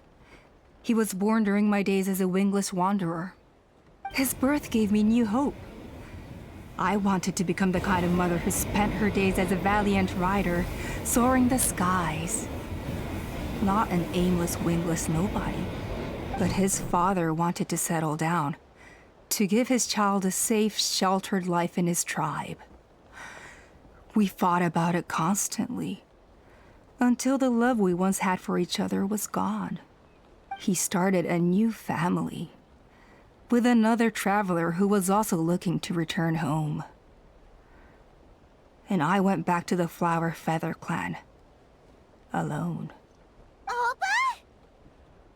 I had no idea that despite being raised among the children of echoes, my child still harbored dreams of the skies. Can you imagine, Chaska? The joy and surprise I felt when he showed up at my door, asking to join the flying trials. Or how proud I was when he said he wanted to prove his own worth, rather than relying on my position as elder. And then the anguish that overcame me when he was rejected by the Cucusaurs and became wingless, just as I had after my injury. You've got a lot of nerve showing your face here. Don't take this the wrong way, Chaska. I'm not here for a fight. I just want to talk. Isn't that your preferred way to resolve things? I trust you've learned of T'Pol's wish on your way here. A world where the skies are for all of humanity to share. If only his dream can be realized, no one will ever have to lose their wings again. Our aerial prowess will be greater than ever before. War will never again come at such a great cost. The loss of Koichi is a tragedy that need never be repeated. So tell me, Chaska, do you really wish to see the phlogiston wings forever grounded and gathering dust? Nothing you've said excuses all the conflict you've caused. You mean the argument back at the tribe? It was a necessary measure. Sometimes this is the only way to accelerate the pace of progress.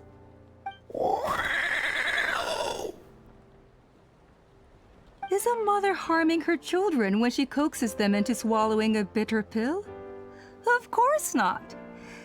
It is a brief moment of suffering for the greater good, and the child would come to understand this in due course. The phlogiston wings are that bitter pill. We will never progress as a tribe if we cling to the scraps the Cucusaurs offer us. Once the people have embraced the phlogiston wings, they will never look back. Even if they learn how the refined phlogiston is sourced. They will convince themselves that the sacrifice of a few Cucusaurs is a small price to pay for our dominion over the skies. But this I had not anticipated. I barely had the chance to introduce the phlogiston wings to the tribe before you found this place. Your plan was hardly foolproof. Yet, it can still be salvaged. Chaska, traveler, you are the hope of humanity. I'm sure you have your doubts about my methods, but know that my love for humanity and for Natlan is genuine. You know me, Chaska. And you know that I've always treated everyone in the Flower Feather clan as my own children, as fellow humans. Surely you can understand my perspective.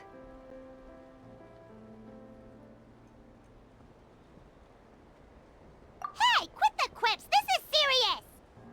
Alpa, Natlan doesn't belong to humans alone. And truthfully, neither do I.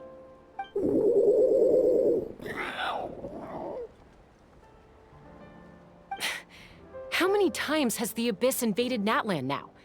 And yet despite how much stronger it is than us, Natlan still stands as a nation of humans and saurians.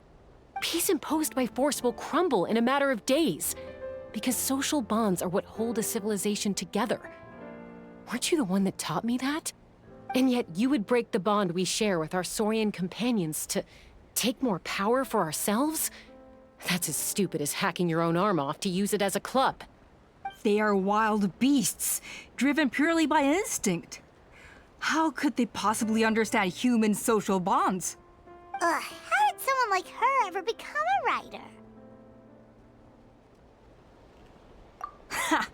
You overestimate them. They bow to the strong and shun the weak. That's all there is to it. They never gave Tepal a second glance when he was at his lowest, nor me when I returned injured from the Cinder City.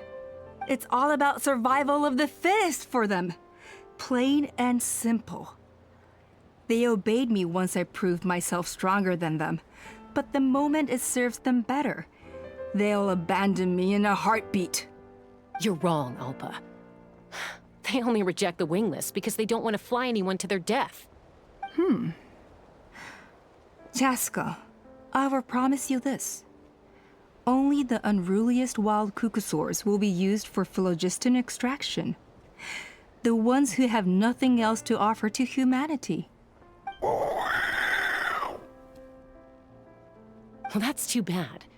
Because I know a few unruly wild cucosaurs who don't think that idea is gonna fly. Namely my mom, my sister, and me. And the others? To us, they're friends, family, even children. So if you want to put any of them in one of your cages, you're gonna have to go through us. Is that right? I knew you might be difficult to convince. Maybe this will change your mind.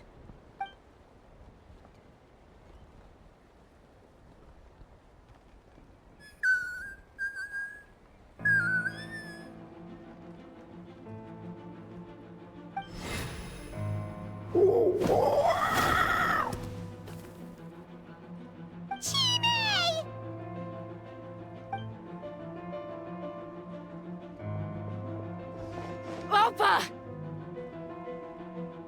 Careful! Don't make any rash decisions. Unless you want to see her suffer.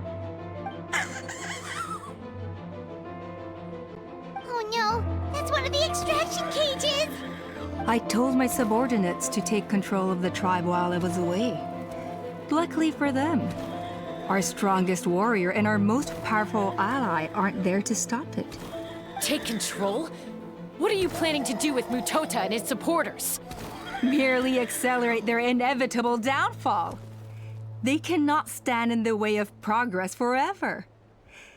It is not the move I wish to make, but I'm afraid you and your friends force my hand.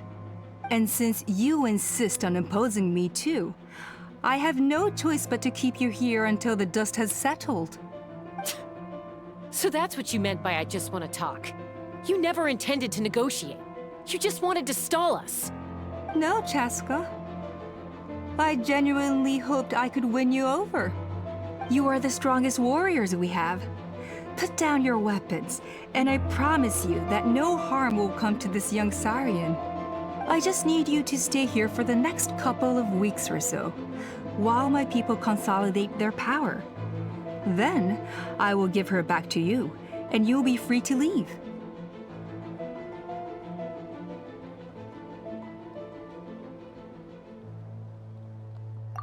As long as the majority supports our vision, even the Pyro Archon cannot meddle in our internal affairs. Your vision is deranged, and the Flower Feather Clan will never support it. You sure about that? Then wait here and see. Time will tell. What do we do? Even if the whole tribe fights back, Mutota's in grave danger! Stop delaying the inevitable! Drop your weapons and get into the cages, now! She's still holding Chime hostage. Is there really no other way?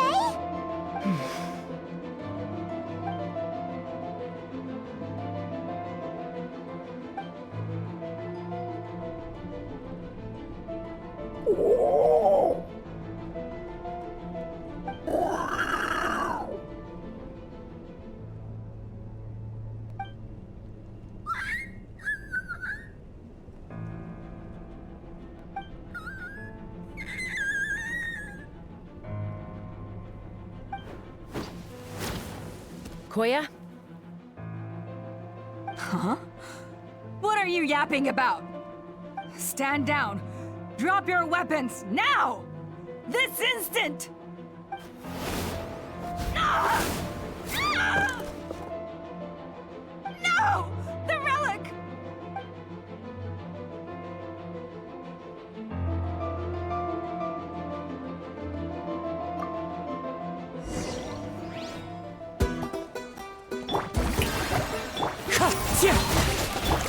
Give up, Alpha. We're negotiating my way now, and this ain't your strong suit.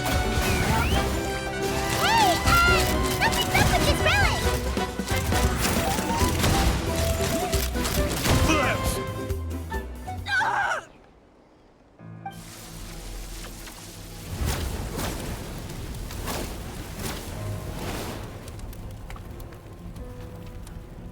No! What is she doing? She'll bring us all down with her! But why? We stabilized the relic! Maybe it got damaged in the fight. If we don't think of something fast, this whole workshop is gonna fall apart. No. They're directly beneath us. My beloved tribe!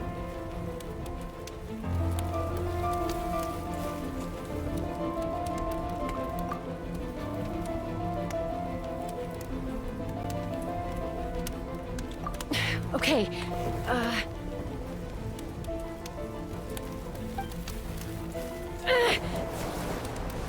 it's too powerful. This ain't a toy like last time. I don't think I can just throw it aside.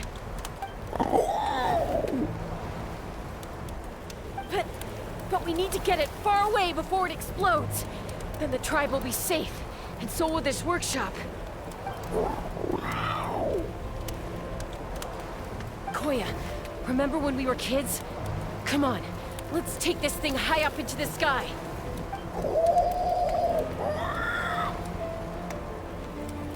Don't worry, I know I can get rid of it before it explodes. We're talking some surface wounds at most. All I need is for you to catch me at the end, just like old times.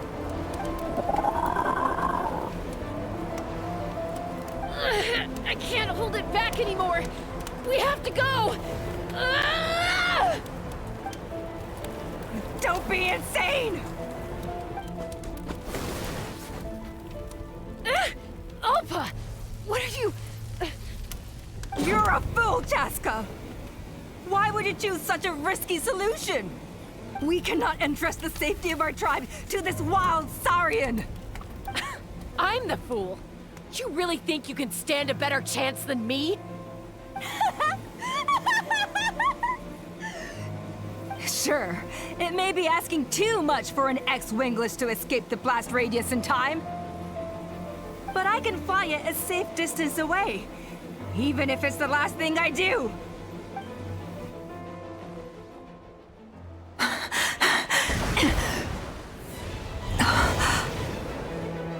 Here, these should be high enough to save the clan. What? You don't get to die a hero today.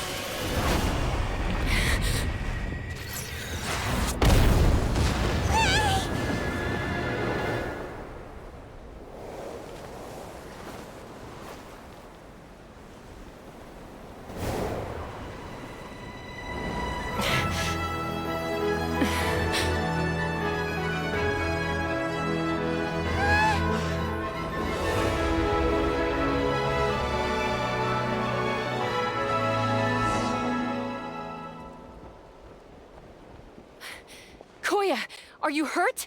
Let me take a look at you. What do you mean, I'm fine? Didn't I tell you to catch me on your back? Why did you try to shield me from the blast?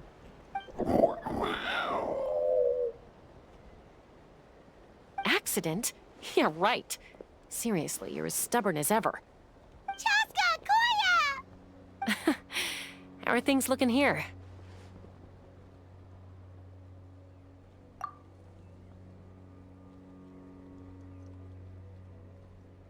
I think that's putting it mildly. I owe you one. Again.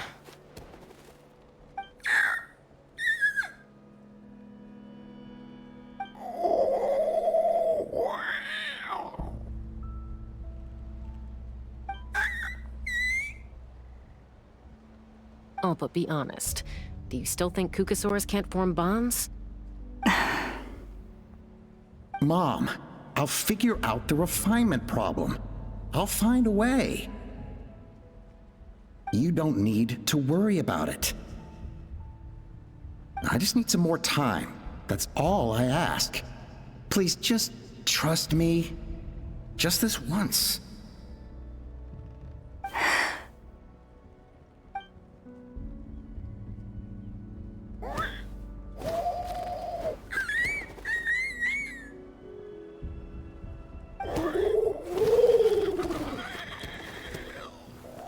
The Flower Feather Clan yield to the strong. And it's up to the winners to define what strength means. So it looks like it's my turn to yield.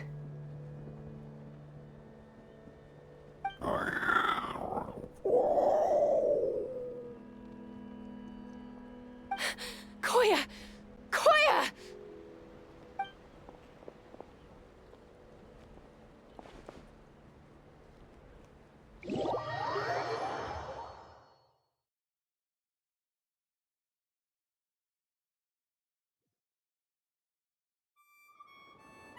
So, you're absolutely sure it's not because of the explosion? Yes, for the 10,000th time, I'm sure. The blast barely touched her. The reason she fainted was old injuries playing up, compounded by overexertion in recent days. The moment she finally relaxed, all the built-up stress finally caught up with her. And no wonder. Honestly, she's just like you. Anyway, now you know how we feel when you go off risking life and limb. Your mother and I would both appreciate it if you lived less dangerously. You know she wrote to me from the Masters of the Nightwind, just to scold me for not doing enough to keep an eye on you.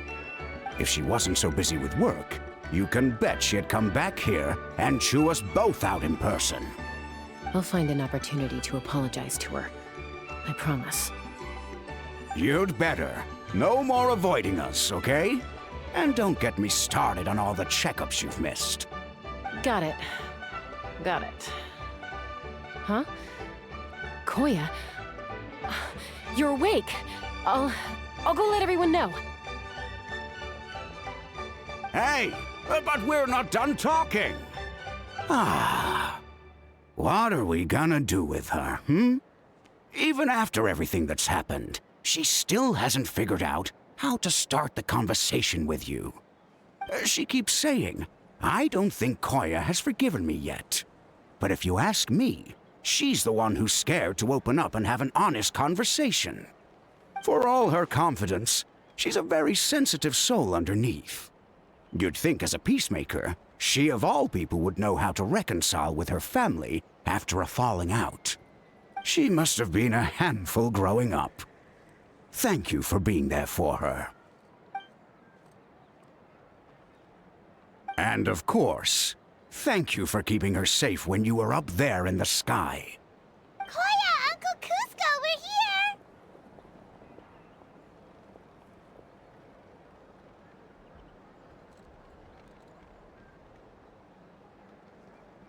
Ha! I was just telling her that she's not to go chasing danger with Chaska ever again. Cusco, I understand how you must feel. But it's all thanks to Koya and Chaska's efforts that the airborne workshop didn't come crashing down on our heads. Oh, Paimon almost forgot to ask. They didn't hurt you while we were gone, did they? Thankfully, when her co-conspirators tried to arrest me, I was out coaching Koya and Junan. The two of them were a huge help. They took care of things while I went around rallying the resistance. So, in the end, Alpa's would-be revolt didn't really get off the ground. And as it turns out, not all of the Wingless want to see our dear Saurian friends replaced with phlogiston power gizmos. I'm so sorry you got mixed up in this, by the way. We should have caught on to Alpa's scheme sooner. We could have saved so many Kukasaurs from getting hurt. Most of the airborne workshop has now been dismantled. We've just left one small, harmless part intact, and repurposed it as a jail for Alpa and her cronies. Let's see how they like being locked up in a sky prison. So, it looks like there's just one less conflict left to resolve. Peacemaker, you're up. I said I had to wait until things had blown over, didn't I? And now they have. But I still have no idea what to say. Koya, I just want to say, I'm sorry for how things went down back then.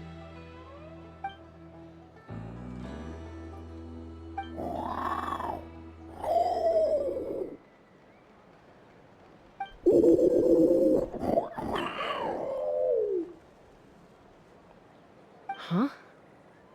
Does this mean you're not mad at me anymore? There's that family likeness coming through again. But that day, when we ran into each other...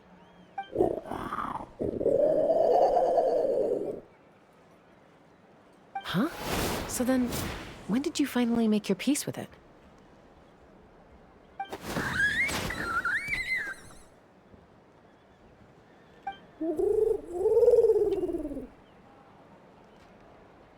Oh, it's Chime and Chimpu. They're here too.